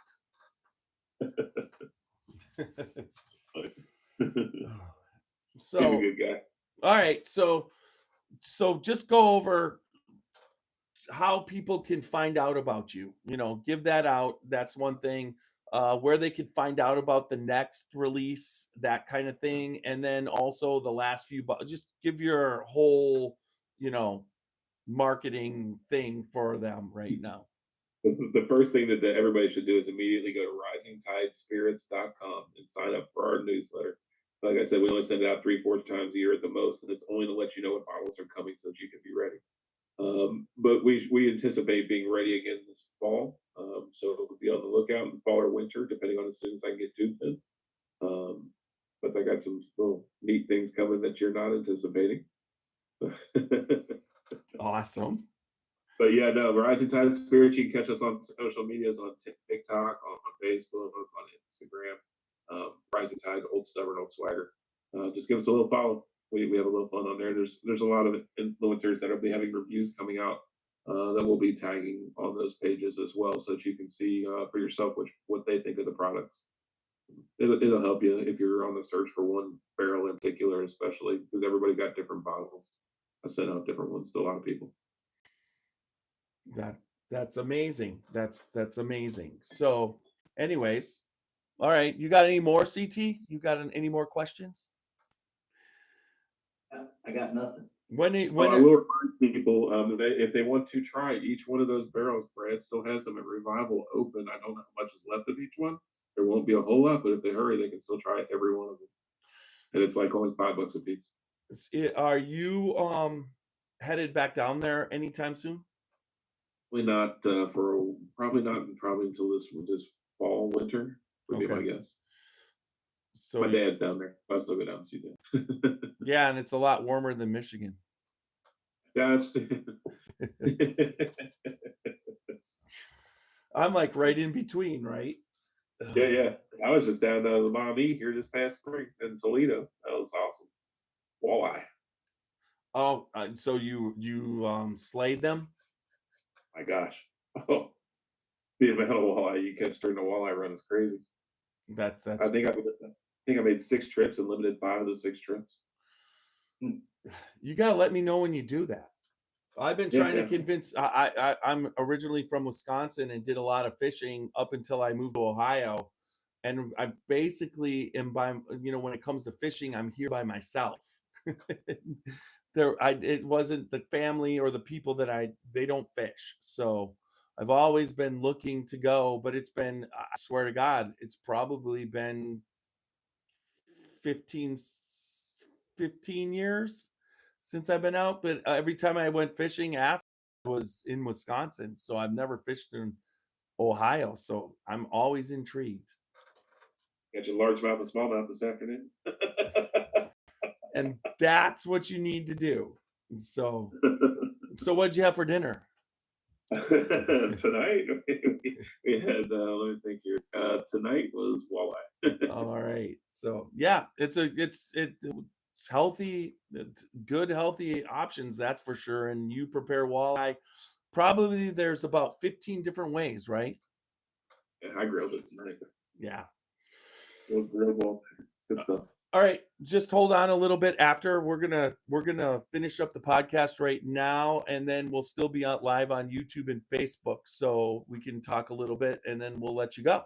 All right, but let me finish up on the audio. Thanks everybody tonight for coming in and checking out, Ed and everything that he's doing with Rising Tide Spirits. The Old Swagger was fantastic, and the Old Stubborn, the single barrels, they deliver. This one delivered. I mean, that's spectacular. But all right, so remember www.scotchybourbonboys.com for all things Scotchy Bourbon Boys, t-shirts, Glencairns. You can find out all about us. I'm still trying to get a bio from CT. You got to send that up to me. I got the picture ready to go to put it on the website. You just need your bio. I sent it. When? Just a couple days ago. All right. Well, maybe resend that to me and I'll get it up there. And then also remember on Facebook, Instagram, YouTube, and X, and then also all the podcast media of Apple, iHeart, and Spotify mainly. But if you listen anywhere on a podcast, you'll find us. But if you listen or watch us, it doesn't matter. Make sure you like, listen, subscribe, comment, and leave good feedback. And then remember, good bourbon equals good times and good friends. Make sure that you don't drink and drive, drink responsibly, and live your life uncut and unfiltered. Little Steve-O's gonna take us out.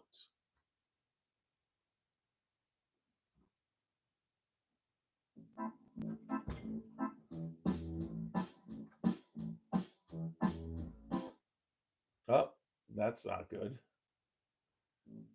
Actually, he got us to the door.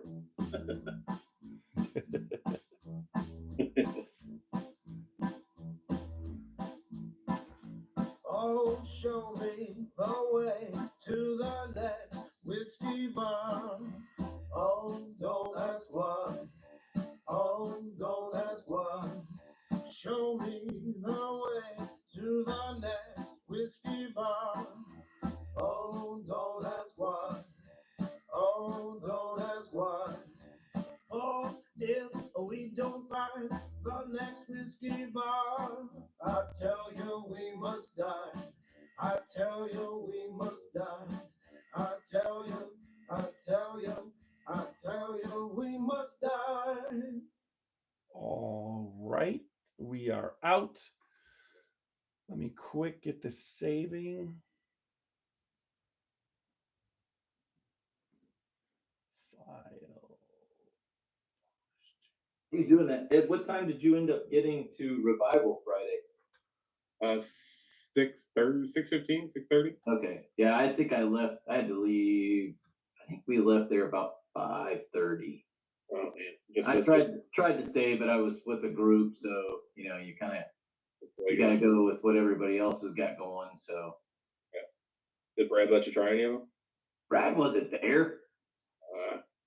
He hadn't got there yet either. So no, I looked at them. I took pictures, and I tried. What did I try there that day? There was oh, it was a was it a Dowling that they had upstairs? Something like a little bottle of Dowling. Oh, it's killer. Oh yeah, those things are great. A lot of them. Are. Oh, Not all, but a lot of them are. yeah, and the other one that was good was that was on the bottom shelf he had upstairs was an old Fitz that was in a bigger. That was good. That was an old Fitz that was a Sissel product, but it was in one of the bigger, like, you know, I don't know what size that would be back then, but it was a bigger bottle. Quarts. Yeah. So this is the time that we usually let the people that kind of watch us a lot in. Do you want to answer some questions, see and meet anybody? That's fine. All right. Yeah, that's All right. I will. Jeff, I'm gonna stay on for a few minutes, but I Yep. gotta get off here. It's already 10, so I'm Hey. gonna be rolling here quickly. Thanks for coming in. I appreciate it. Yep. Glad to be on. It was good to be on and get to hear more about you and everything going on with it. So yeah, it's good talking to you. Easy, easy. I like your setup behind you. It looks good. oh, thanks. Yes. Appreciate it. Your setup looks it looks it looks cleaner. Well, I don't know about that, but I think I might start doing it sitting in my chair in the garage with my barrel and all my cigars so I can enjoy a cigar and smoke. No, and a drink while I'm doing it. you cannot smoke cigars. Fake. You cannot. I'll say it's fake. Yeah, that's what you can. No YouTube or Facebook cigar smoking. I wish you could. That would be great, but it's not. You get slapped fast. All right. Yeah. Someone's coming in quick. Up there's Randy. Got any questions for Ed, Randy? Didn't get to see all of it. Hold on. Can y'all hear me? Yeah. Okay. Yeah, I didn't get to see all of it because I was out working on my car, replacing a windshield wiper motor. But Okay. that's why I'm dressed so good looking. But I can't wait to get a hold of that bottle and try it. It looks wonderful. That's And awesome. I heard you guys talking about Detling a little bit. I've been down to Seth's place and done a barrel pick with him, and he's got some really good juice. I So look forward to trying yours too. They're about 4 different folks that I just really like their juice, and I got a feeling yours is going to be one of them. Well, you should probably go to Bourbon Concierge right now because this might have sold it out. Bourbon Concierge. Yep, it's available there right now. And then Walker, what you drinking? Which one did you get?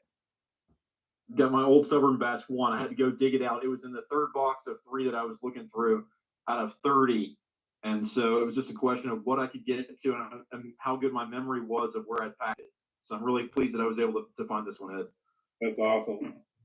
And I bought it from Revival. So Oh, that's awesome. this has now come full circle all the way from West Virginia to Kentucky and now out to Arizona. So this one's come quite a ways. Wow, really? That's awesome. Cheers. Which one would I be looking for on there, Jeff? The Old Swagger. 12 year. Swagger. Oh, they've got about 170 of them yet out there. And surprisingly, that's not very many for what his application was. Yeah, I think you said it. It's going to be gone tomorrow. Yeah, I just added one to my bag. Is the other one available too, or just Old Swagger? Unfortunately, Old Stubborn sold out in 8 minutes online.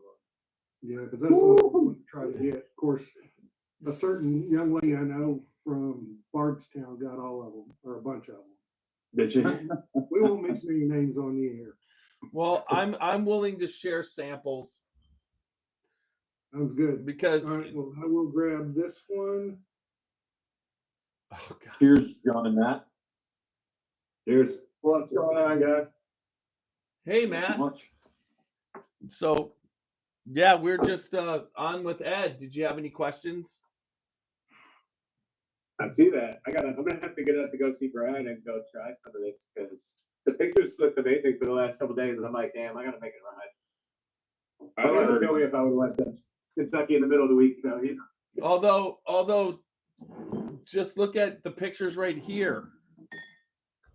I guess I could go down to Jeff's house. Yeah, I'm a lot That'd be closer. closer. That's a hell of a lot closer. So Those Ed, photos look super sick. I like those. so Ed, Thank you. I think that when from the first release, the weeded release where we talked about it and everything, and then coming down and then doing the whatever, your what would you say? It's the marketing that you've done has created such a stir. It's like now the name brand, although Old Swagger is a new brand that would, you got to work to push a little bit. But as far as Old Stubborn, I think that's why that sold out so fast, is because the recognition of that brand, and everybody who bought it wanted another bottle and they couldn't get one, But I think you're creating the right bourbon atmosphere. And I'm doing the best I can, that's for sure. I wish I had a little bit more to put out, but I just don't have it. Yeah, Ed, I have a question for you. sir. And you may have answered it. Like I said, I was having to go in and out. Other than your own stuff, what's your favorite bourbon? You didn't answer Oh that. gosh, Or if you like me, it changes. But I've had so many. I mostly just drink dusty stuff if I'm not drinking my own. But I mean, just like everybody else, I'll tell you one a sleeper of mine that not a lot of people talk about, but it's still an excellent whiskey. I think it's the Saz 18. I think it's absolutely fantastic. It's one of my that's one that I've never had, believe it or not. It's so, even with it only being a 90 proof. I love those old aged ryes. They're just so good. So I'm not a rye guy, and the Saz, I got to taste the Saz 18 in the Brendiamo Penthouse in Kentucky, where the offices, Kentucky Bourbon Festival are. And that now exactly what I don't like when it comes to a rye. Now, it's not like I understand that people love that type of rye, but for whatever reason, that kind of rye has like a rancid taste to my palate. It's just like I like chocolate ryes and I like mint ryes. I like Michter's. Michter's does a good job with it, but that Saz rye, that 18, I got to taste it, and I was just like, oh no. Oh, I love it. See, that's right. I like funky stuff. And you should. I like wild funky stuff. There's stuff that's different but still good. One of my biggest podcasts ever was we got a sampler from Heaven's Door right when it was coming out, and I referred to Heaven's Door rye as formaldehyde and old man's urine. How did you come up with those tasting? Because that's what someone says. I said, well, how do I know? I don't know if it's a tasting, but it's more of a smell, and I'm an old man.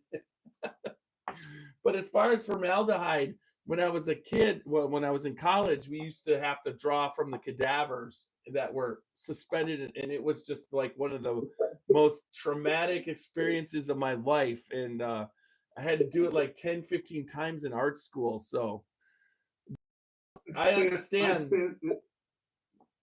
Jeff, I spent an entire year dissecting cadavers. Oh, that smell. Yeah, I got to where I was eating my sandwiches in the same room, and it is tough. Nuts. Ugh. Anyways, so I guess that's why I like ryes. Now he's a bigger fan than he was before. no, but I mean, there are ryes. I mean, if I'm sure, well, I'm going to tell you, if you come out with a rye, go more of the Michter's and the Middle West Spirits and Whiskey Thief rye way. The chocolates and the mint and the spearmint. So if I come out with a rye, Central Weeder, got it. Somebody tell me what I drink was tonight. always a winner for me. Matt, you pick my drink tonight. Or Ed. I did. No, one of y'all pick what I should drink tonight. Well, I know what you're gonna be drinking in like 30 minutes. I can call it now. Why don't we pick something different? You got the CYPB coming up. Oh yeah, well we knew that one too, but I was gonna call CYPB. If you'll have it in your hand at some point, it'll be there. Well, you know what? I gave my CYPB bottle to somebody, but I did keep this one, so you're probably right. I knew it was there somewhere.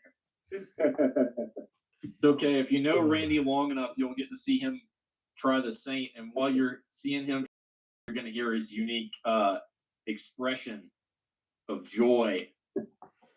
Although when he tries it, it's very particular, and you can pretty much always taste it, even if you don't. Or taste is the wrong word. You can pretty much always tell, even if you don't see him pouring it.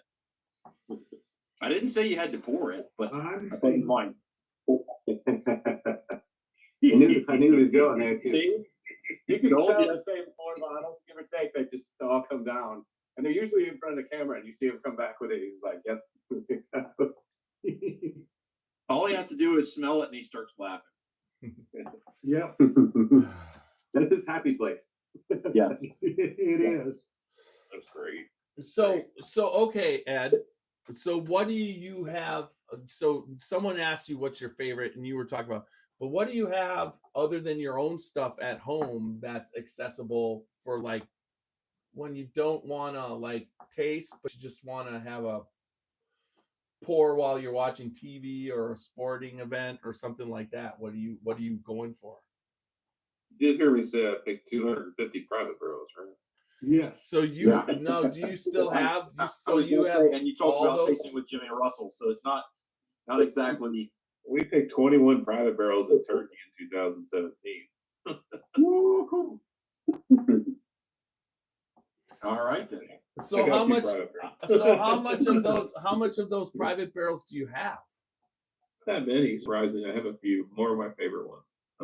And then I'm not a guy that's going to keep 18,000 cases of whiskey that I'm never going to drink.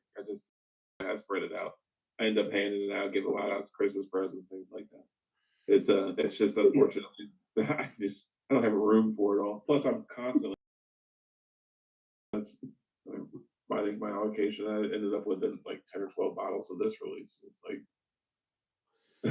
So you now are you still doing barrel picks from time to time?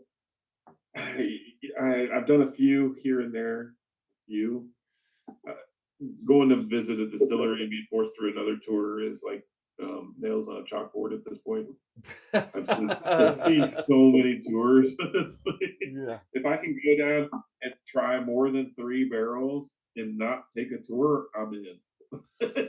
So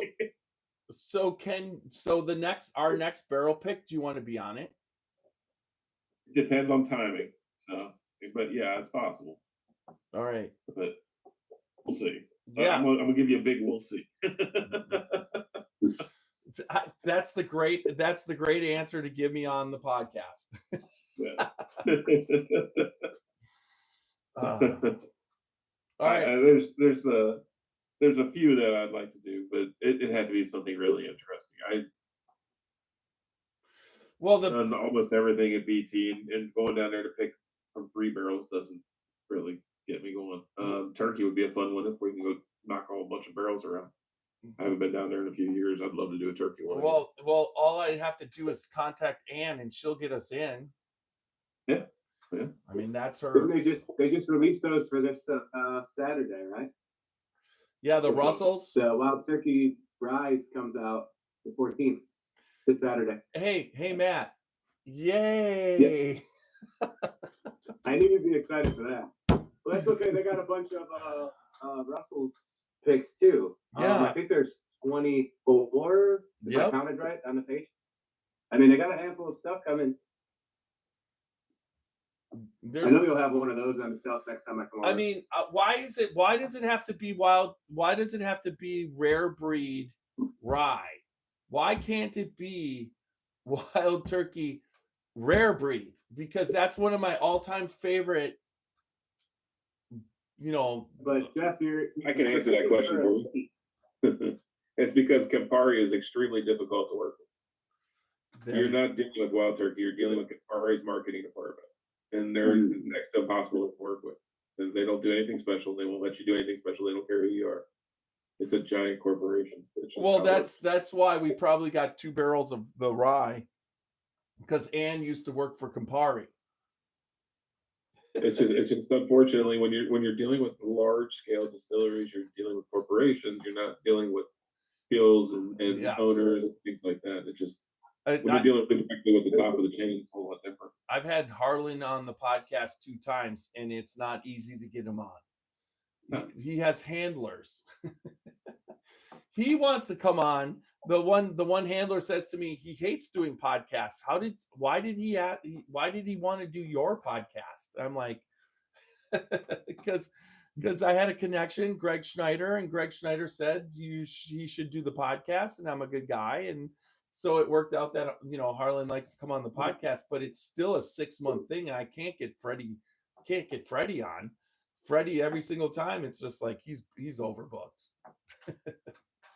His handlers have handlers. Yeah, not me. Well, no, you don't. So, but who knows? Someday, right? Yeah, maybe one day. Maybe one day. I just want somebody to answer all my private messages. I'll feel like royalty if that's the case. I have a question for all you Yankees, and I don't mean New York Yankees. My wife is going to come up and visit while we're going to ball games and doing our distillery stuff. She wants to go to Michigan. She's never been to Michigan. We'll be flying into Chicago. Where should she go in Michigan to visit? That's the other side of Michigan for me. So to be honest, the only place that I've been on that side is Torch Lake, but that's a ways up there. It's not close to Chicago. But she was saying about a couple of different places. One of them is Grand Beach or Grand something, but she says apparently it's washed away a lot, so it's not as nice as it used to be. And then there's another place about an hour or half hour away from that. Yeah, they're on the other side of Michigan from me. I'm just south of Saginaw. Yeah, Okay. because you're on the Detroit side, right? How Yeah. far are you from Lansing? Oh gosh, Is it north? It's north of you? we'll look real quick. I can tell you. Are you up by Chelsea? No, I'm up near not. I'm north of Flint and I'm south of Vassar. I'm kind of in no man's land. Gotcha. So I'm about See my buddies? hour and a half from Lansing. Okay. Yeah, because I was given a scholarship to law school at Lansing, but I turned it down because it's too cold. She could go far enough north, but that's probably I think it's probably 2.5 hours up to Traverse City. I mean, up there Yeah, is. I was thinking about that, but then you're what, 4 hours over from Chicago, and then another 3 hours north or 4 hours north. Yeah, it's a ways Probably up. total 8 hours. No, it's not. It is not 8 hours. It's about. Take her over to Ugly Dog.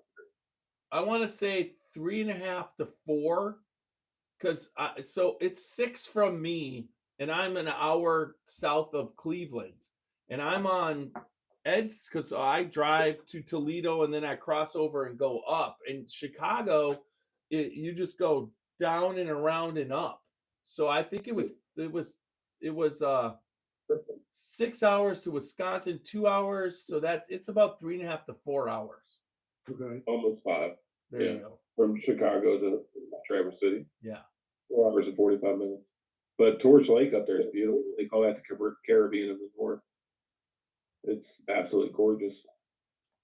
And then, we got on Saginaw Bay this past winter. It was so cold. We had 18 inches of ice out on Saginaw Bay. I went 8 miles out on the bay on a snowmobile. Wow, it just scares the bejeebers out of me. you're just trying to keep your blood flowing, right? Just watch out for cracks. Yeah.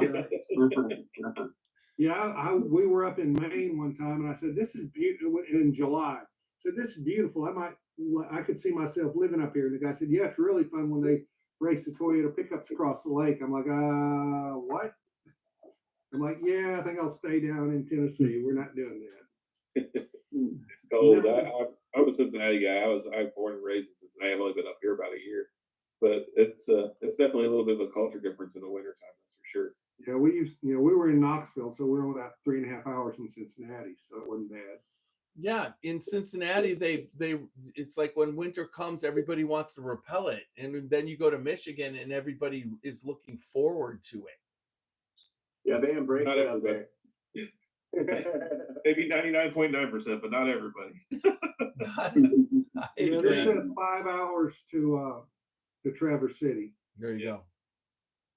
from Chicago. That's where Interlaken is, where my son lives. But I mean, we go up there, and it is beautiful. Tons of stuff to do. I mean, you get into Traverse City, and they've got the cherry stuff, and I mean the whole town, right on Lake Michigan. Take her up to Ugly Dog and get the wild cherry whiskey, and they got a s'mores one that's like ridiculous. Make the best old fashioned with s'mores whiskey. So good. There's a place. My wife will even drink those. Did you guys see that there's a distillery that just opened in Wisconsin in the Harley Davidson plant? I was like, I am in. I already contacted them. They're like, here's the name. And, anytime you're up there, I'm like, yeah, I'm in. That's a J something? Oh, no. J? It's Central something Distillers or whatever. All you got to do is search distilling in a Harley Davidson plant, the original Harley Davidson plant, and it'll come up. Got to be a super cool location to have a distillery, man. So that's got to be awesome. So Ed, anytime you need to go, just know you can just sign off. I mean, I'm not going to sit here and make you stay here or whatever. That's not, if you're enjoying yourself, stay. If not, I got about 10 minutes, 10 more. Okay. I got to get up for work in the morning. Yeah. That's usually how it works with me. And then I have another podcast tomorrow, but I really appreciate you coming on and doing this. It's just like, and thank you for the samples. I will put these up on our. It's our bourbon bottle breakdown. So that's our rating system, and I'll rate these. But I'm going to tell you, it's getting high ratings. It's just like it's not a thank you, thank you. It's just like it's definitely 100% earned. I mean, great whiskey, great packaging. You were talking about the differences in the bottle. Look at the difference in the two. I mean, I'm thinking that's a half inch taller. Yeah, awesome. You see that, right? Yeah. And then See, I heard about your bottles before I even seen the pictures that Brad posted because my buddies at Brunswick were telling me about it. They're like, Matt, we got to find some of these, and I'm like, all right, well, we'll see if we can locate some. And then I was like, oh my God, Brad has them. We could go down there. That'd be kind of cool. And now everybody wants to take a trip down there, and I'm like, I don't know how long they're gonna last because I feel like they're gonna be gone before we even get there, or we can even get there. They were pre-sold. They're long gone. So he's got this little insert. So you drop it in there, and it's got an insert on the bottom so it fits stable. And then that goes on top of the thing so it keeps the bottle from going back and forth. Although I was thinking, so did you have to make the tubes taller than the tallest bottle? Yeah, that looks like that one just got cut a hair short. Is what it looks like. So the one on the right is the way it's supposed to be. The one on the so the old Swagger is the right height. Looks like they cut that old Stubborn just a touch short. No big deal. So it's got 6% neck space instead of 7. Yeah, but so add that old Swagger's bottled and bond MGP, correct? Yeah, it's a low rye MGP bottled and bond non-chill filter. Sounds good. When I see you in August, I'll bring you a sample. Unless I buy one. If you get on the concierge, you can still get one shipped to you. Yeah. There's I in and out of the podcast. I was going back and forth and just checking. There's a few.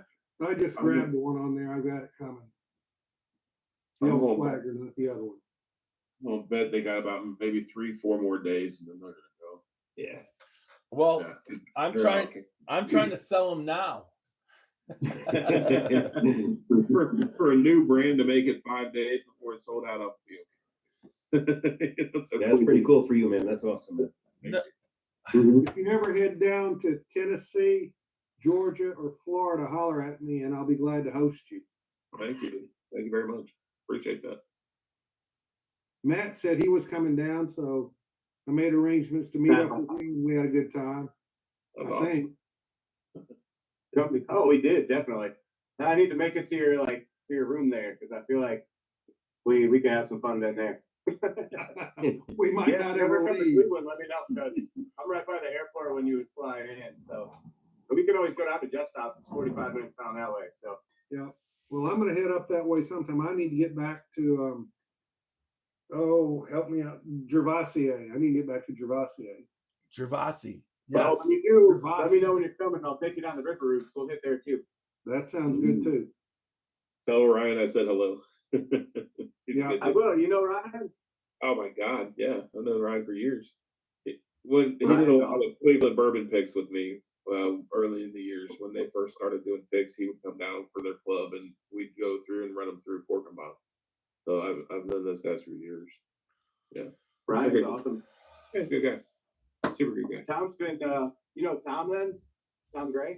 I don't think I met Tom. Tom's been doing my beer stuff with me, and then we get down with Ryan and do the whiskey stuff. They're some good guys, man. Super nice. Yeah, for sure. Yeah, super nice guys. He's been killing it on his barrels. I've been noticing. He's been doing great. So good for him. I think they got 24 new ones in last week. I haven't made it down there yet. He's like, we got a wedding this weekend for my buddy, so I haven't been able to make it down. He's like, man, you gotta come down. I'm like, okay. I think I have I have my last sample down here somewhere. Are they at their new place now? Oh, they're in the process of moving, so they're doing don't walk in the back type of thing right now. Except that door's always open, so I always go right through the door where the tow motor is. I'm like, what's up, guys? They're like, all right, Matt, you can have some drinks. You got to go back out here. And I'm like, okay. But yeah, I have their what is this? I have their Chardonnay or their Garbe American Malt Whiskey, 147 proof, 7-year. Pretty, pretty stout stuff. Yeah, Chardonnay is interesting. It's like drinking weed. It is. See, you are right on board. I thought those were good. I'm like, when Jeff came up, I took him up there, and I'm like, dude, you got to try these, bro. You smell it. What does it smell like? I'm like, dude, all hot all day, dude. It's crazy. There's some good ones. They had 9 barrels for a while, and he goes, "You want to try all of them?" And I'm like, "No, they're all 135 plus proof, dude. The highest one was 149 something." I was like, "No." What's wrong with that? But those are really good. I thought those were solid. They're just so I unique. told them to finish them in honey barrels. Oh yeah. I thought that would be good. They had honey barrels sitting in the corner. I'm like, dude, they were right there. Like, I feel like that would work. But It'd be different. That's whiskey that's distilled from beer. So interesting. Isn't it? That's the part about the whole process. Yes. They call you know it. what's crazy? Those things sold out so quick. So quick. He had little tasters set back for me. He's like, "Matt, these are the ones you didn't try." I'm like, sweet. So I got to try those ones. And I think I tried all 9 barrels up to this point now. So that works. I don't think there's any left. It's possible. Yeah. Wow. Yeah, that company Those are was, the, I saw that was some the of their Bear private. Republic barrel. I'm sorry. That was the Bear Republic barrels that they put it in at the end of their street where the beer was made. Yeah, I think so. I just remember them having the quad barrels that were a big hit back in the day. I mean, there was one I think Jason Young picked, but it's just ridiculously. It got hyped up like to the moon, but it was good. I think it was selling for like 900 on secondary or 1,000. Jesus. Yeah, for There's, sure. you know, there's a whole page on Facebook that flips all these bottles that they have, all the River Roots ones. I just got on it the other day. I'm like, "Tom, you guys know this exists? Like, this is crazy." He goes, "Oh yeah, we're on there." I'm like, "Oh shit." Some of those bottles go for crazy money. You can't control what people do with products they buy. It's not my business to tell them what to do with it. So my question is, Right. Ed, do a lot of your people, so that you used to were your customers, are they now like, have they followed you to your brand? Is that For sure. one of the successful things? I mean, it was a big enough and expansive enough that just like they're just on it right away. I mean, there's definitely customers, but I mean, when you're dealing with the price point of bottles that I have, they're expensive, and I know that. So even your fans that come to Cork and Bottle, it may not even be for them.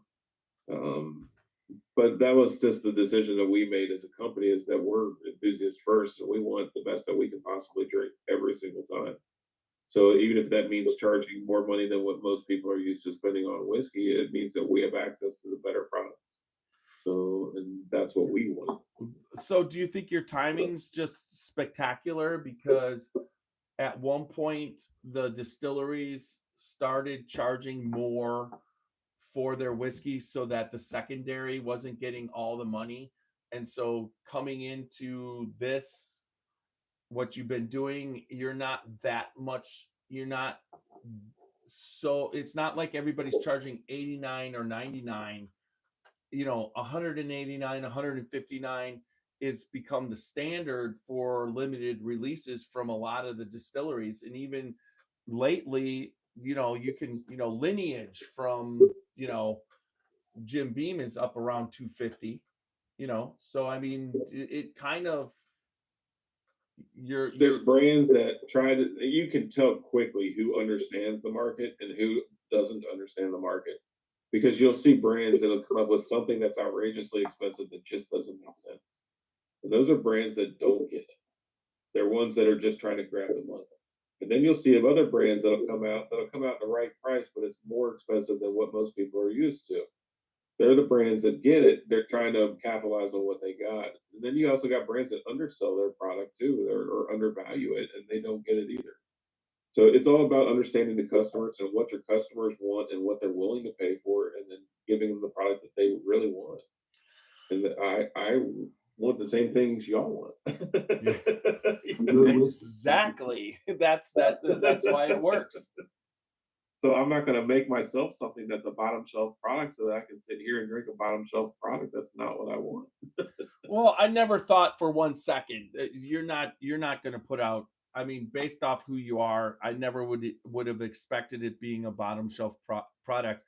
The first time on your weeded release, I was well aware of the price point. So was Super Nash. He bought it. We were we knew about you completely because of you kind of contacted us, but also through Brad. We knew what was going on.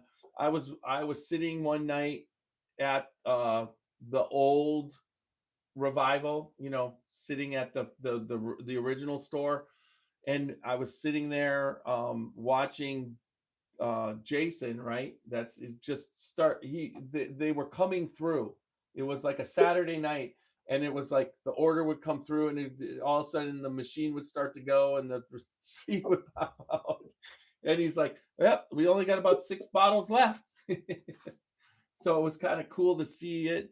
But then once I met you, I don't honestly, if anybody out there who's watching, the man knows what good whiskey tastes like. He has a good palate, and he's putting out spectacular whiskey. I mean, there was nothing here that was nothing short of top of the line, what you would expect in that bottle. There's a lot of times you buy a bottle and it's not what you expect. It's just like, but missing something. Either it's missing packaging or there's missing product or something's missing. It's that pie analogy. I feel it. I mean, have you had the Millennium Weller?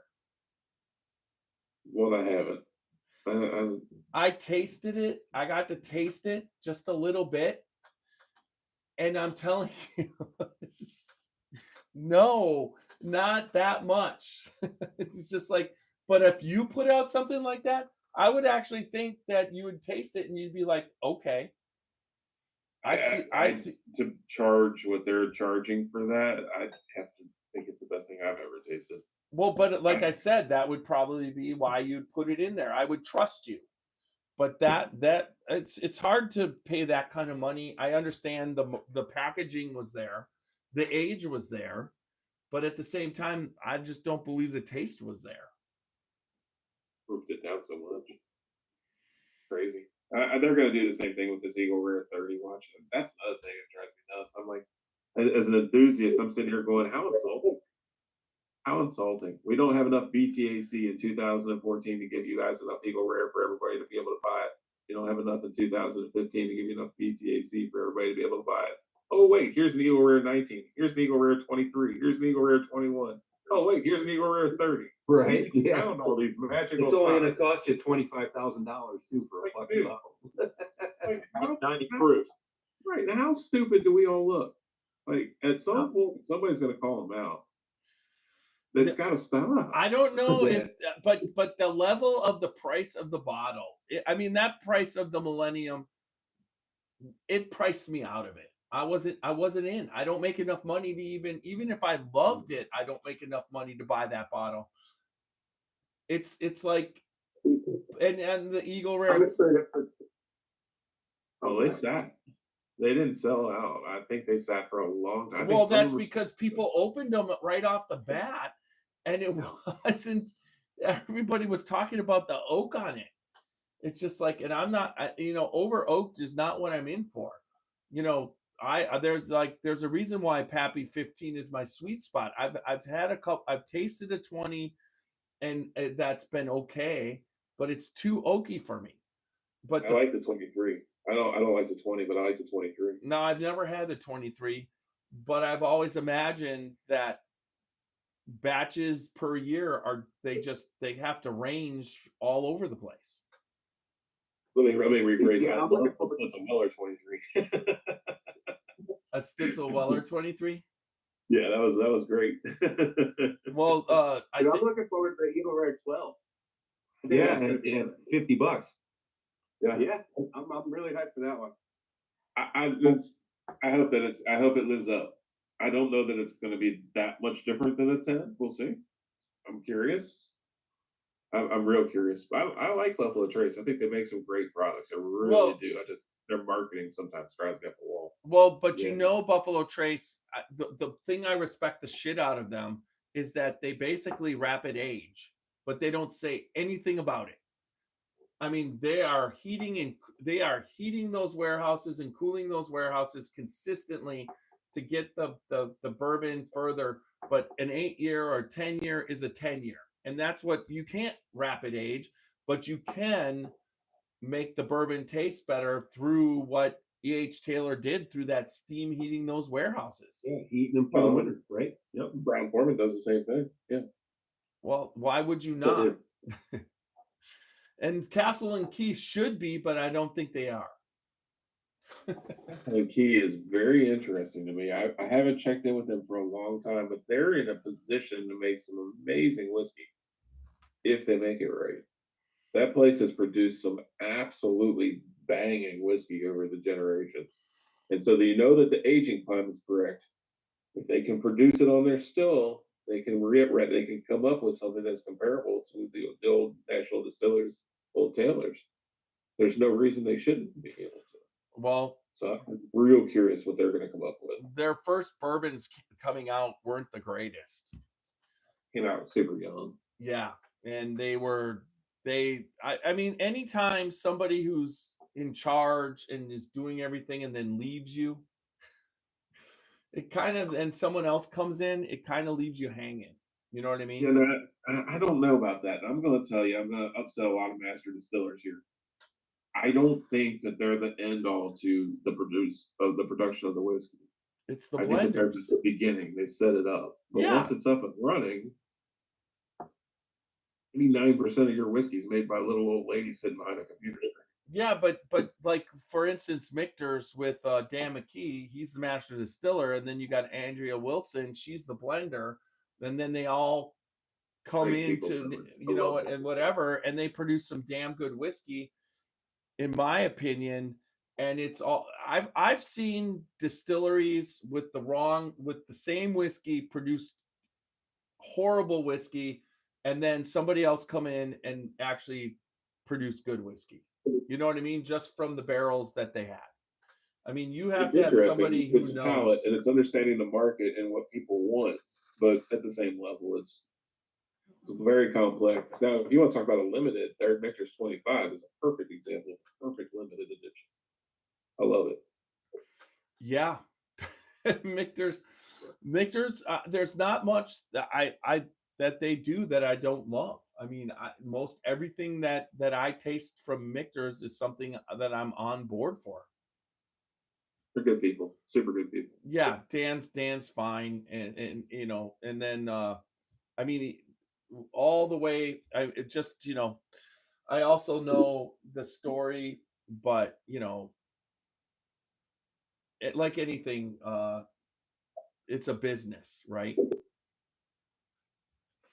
I make money. I also can't put whiskey in people's hands. Now, have you gone up by the into Pennsylvania by Stolen Wolf, and then have you been to the George Washington Distillery? I have not.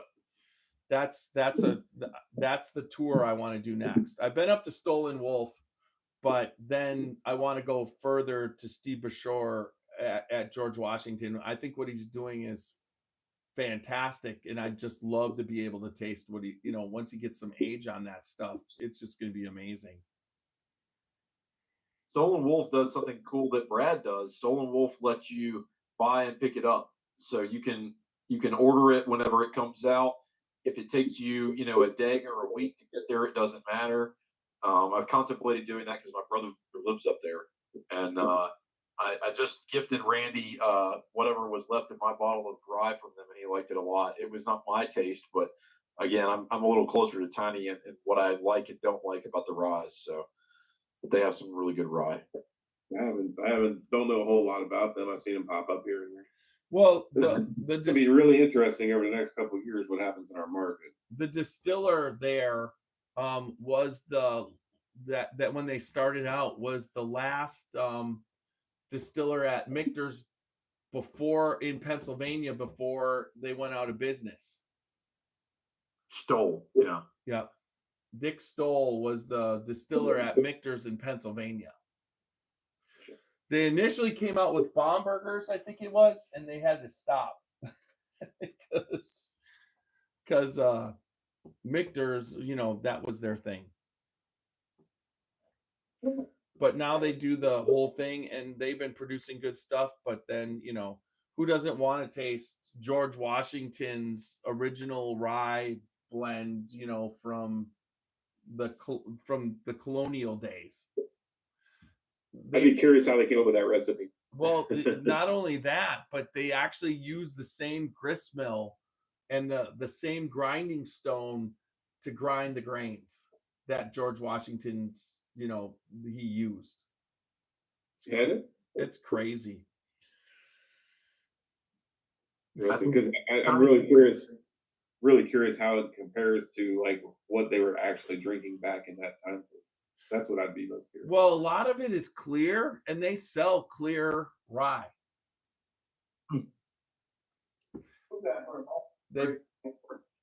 They've got it.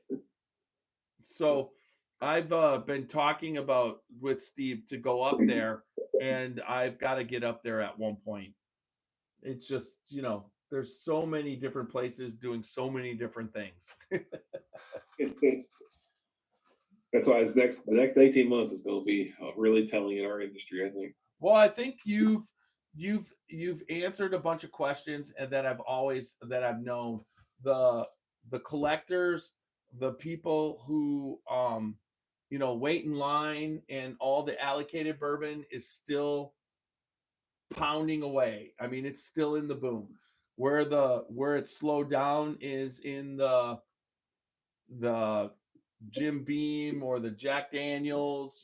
That's kind of back down. But that's where the bulk of the employed people are in our industry. Yeah, and that's where the bulk of whiskey that's sold is. So that tells you some other spirits might be tequila or whatever, honing in on that. I think it's a little bit of market fatigue, oversaturation, other options, and Americans just have very short attention spans. Well, but it also, last year, I really saw a lot of people backing off their whiskey collections, right? That's where everybody was talking, but I think it was a pause in an election year. But I've noticed this year it's all been going crazy again. I mean, Kentucky Bourbon Festival sold out in 3 days. It usually sells out in August, goes on sale in March and sells out in August, and it sold out in 3 days. I think it's back to some extent, especially as far as the allocated. Also, at that market, as long as there's new fresh faces coming in to get interested in whiskey, everything will be okay. Well, but when that starts stopping, then you're going to see the end of the cycle. It's because bourbon definitely has a finite timeline for the majority of people that drink. I agree, and it's like craft beer that's slowing down too. It's still there, but I'm in Illinois, and we had probably number 1 or number 2 in the whole nation in craft beer breweries, and they're just closing up left and right. It hit a peak, and then that was it. And then people went to whiskey, then they're slowing down there. Then they went to tequila. That's okay, but the younger generation's all going to pot.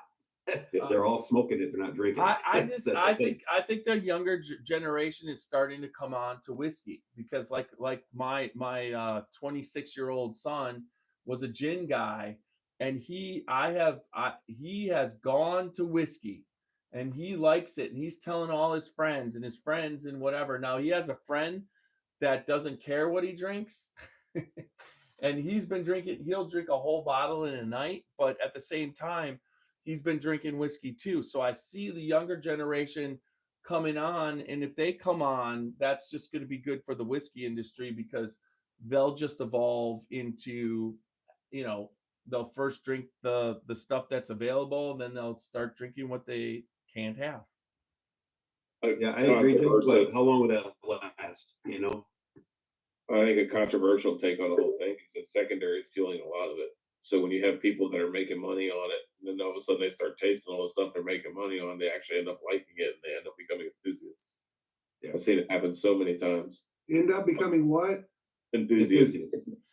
Like they Yeah, that's my problem. I've been in this for 2 years. I started in because I moved in. I took a job and I moved into my RV while my wife was still up at the other house, and I was bored, so I just went out and bought a bottle, and the next day I bought another. And I really never have been a flipper per se, but I got stuck with a bunch. Yeah, I can't tell by all the straight from the barrels you got over your head there, Randy. That's pretty cool, man. Do what? All the straight from the barrel, the Blanton straight from the barrels, or those No, golds. Are I just can't. regular those are just regular. Oh, those Blanton. regulars. The regulars and golds. My eyes suck. Sorry, man. Now my straight from the barrels are in the closet in the boxes. Well, there you go. Yeah, those are a little darker, John. Those will be like closer to a light brown. Yeah, I hear you. They look more like this. Did you say it's close? Yeah, I got a bottle with about half of that. Full. You're empty there. I'm Walker, sure you got another I full. got one of those left. Did you say it's closer to a hot brown? No, No, it doesn't taste anything like a hot brown. No no. mayonnaise sauce. Definitely no hot brown. All right, fellas, I gotta take off. I gotta go look at the internet. It keeps shutting me off. I don't know what's going on. We got new internet today, so you know. All right, Man, Yeah, have a very great nice to night. meet you. all right, you Nice guys. Seeing you, fellas. I'm sure I'll see you guys tomorrow or Thursday as long as my internet's working. Yeah, Tuesday, Thursday. Yeah. All right, gentlemen. I'm Yep. reaching my end. I got to work in the morning. Yep. All right, Nice guys. meeting you, Ed. Yeah, nice meeting you, man. You too. All right. You guys have a great day. Thank you, Ed. Thank you so much. Thank you. All right. Good night. Good Well, So, guys, I- I'm gonna cut it short tonight because I'm gonna go up and it's 10:47. I got to get this loaded, but I'm back tomorrow night and I'm gonna be doing Weller, the line of Weller blinded. It'll consist of Weller, William LaRue Weller, Weller 107, Weller 12, Weller Full Proof, and Weller CYPB and Special Reserve. They'll all be on the blind, but I will tell you that I'm not doing barrel the single foolproof barrel. I'm not doing or- single barrel because one, I don't have one, but also single barrels are just random. Yeah, me too. I don't have one either, Jeff. That's the only one I don't have in that lineup. But I'll have those up and I'm going to be doing them blind. So, You're not doing Daniel Weller either. like, where the hell do I get Daniel Weller? Call me. Ship it up tonight, Randy. Yeah, I'll trade you. Yeah. I had a guy offered it. What did he offer me? He wanted to give me. I can't say the number because we're out loud, but he wanted to give me a low number for a Jack Daniel's 14. I'm like, yeah, I know. I said, I like Jack Daniel's 14. I said, I like George T. Stagg too, and they have about the same MSRP. He didn't seem to agree on that. Yeah, George T is a way better whiskey. Well, see, I disagree. I don't. All right, that's why they Yeah. make rise. Yeah, Our, that's our correct. palates are different. Our palates are different. I'm going to Yep. agree with Well, I John. just said I don't Good night. just. Yep. All right. Yeah. Well, the other reason I disagreed is because I had the 14 and he had the George T. Yeah. But if any other way around, I'm Well, actually, I think if you're talking about pallets, that's different. If you're talking about availability, George T. Stagg, and then I think right now the Jack Daniel's 14 is what's hot. So he has to give up something because it's the hot. George T. Stagg won't That's be hot exactly till what I was Christmas thinking. time when they release And it. the other reason he should is because the George T. Stagg that I was talking about is the one I found for him because he couldn't find it. Well, what you should have done is traded him for the 2019 116 proof, low proof George T. Stagg, which was considered the best batch ever. 19. Yeah. Just not for Daniel Weller. No, he was talking about a Jack Daniel's 14. Yeah. If you wanted to trade that, that would be a trade. Yeah. All right. Anyways, guys, I got to get out of here. I will Okay. see you guys tomorrow. Yeah, I know. Good night. I Good got night, one boys. more question. Is this the one you're talking about? You know, what's 116. Let's see. Oh, steady. A little more. Other way. Say something, Gravity. There we yeah, go. 116. 116.9. Yep, that's the one. So That's the good one I thing want. That's the one I want to drink. Oh, it's so good. Bring it to Chicago. It may not be. It may not be around by Chicago time. All right, everybody. Good night. Good All night. right. See you guys tomorrow, See man. everybody. All right. Take care. I'm gonna take us off Facebook. I gotta do that. I'm just gonna go on and leave. Y'all have a good night. Yep. Yeah, I'm rolling too, man. Good night. Bye. See y'all Good night. tomorrow. I'm gonna go drink more. It's only 7:50 here. Yep. There are advantages to being there, right? Oh yeah, for sure. All right. Take care, my friend. All right. Love you, brother. Love you too, brother. Bye. All right, guys on YouTube, thanks for chiming in. I will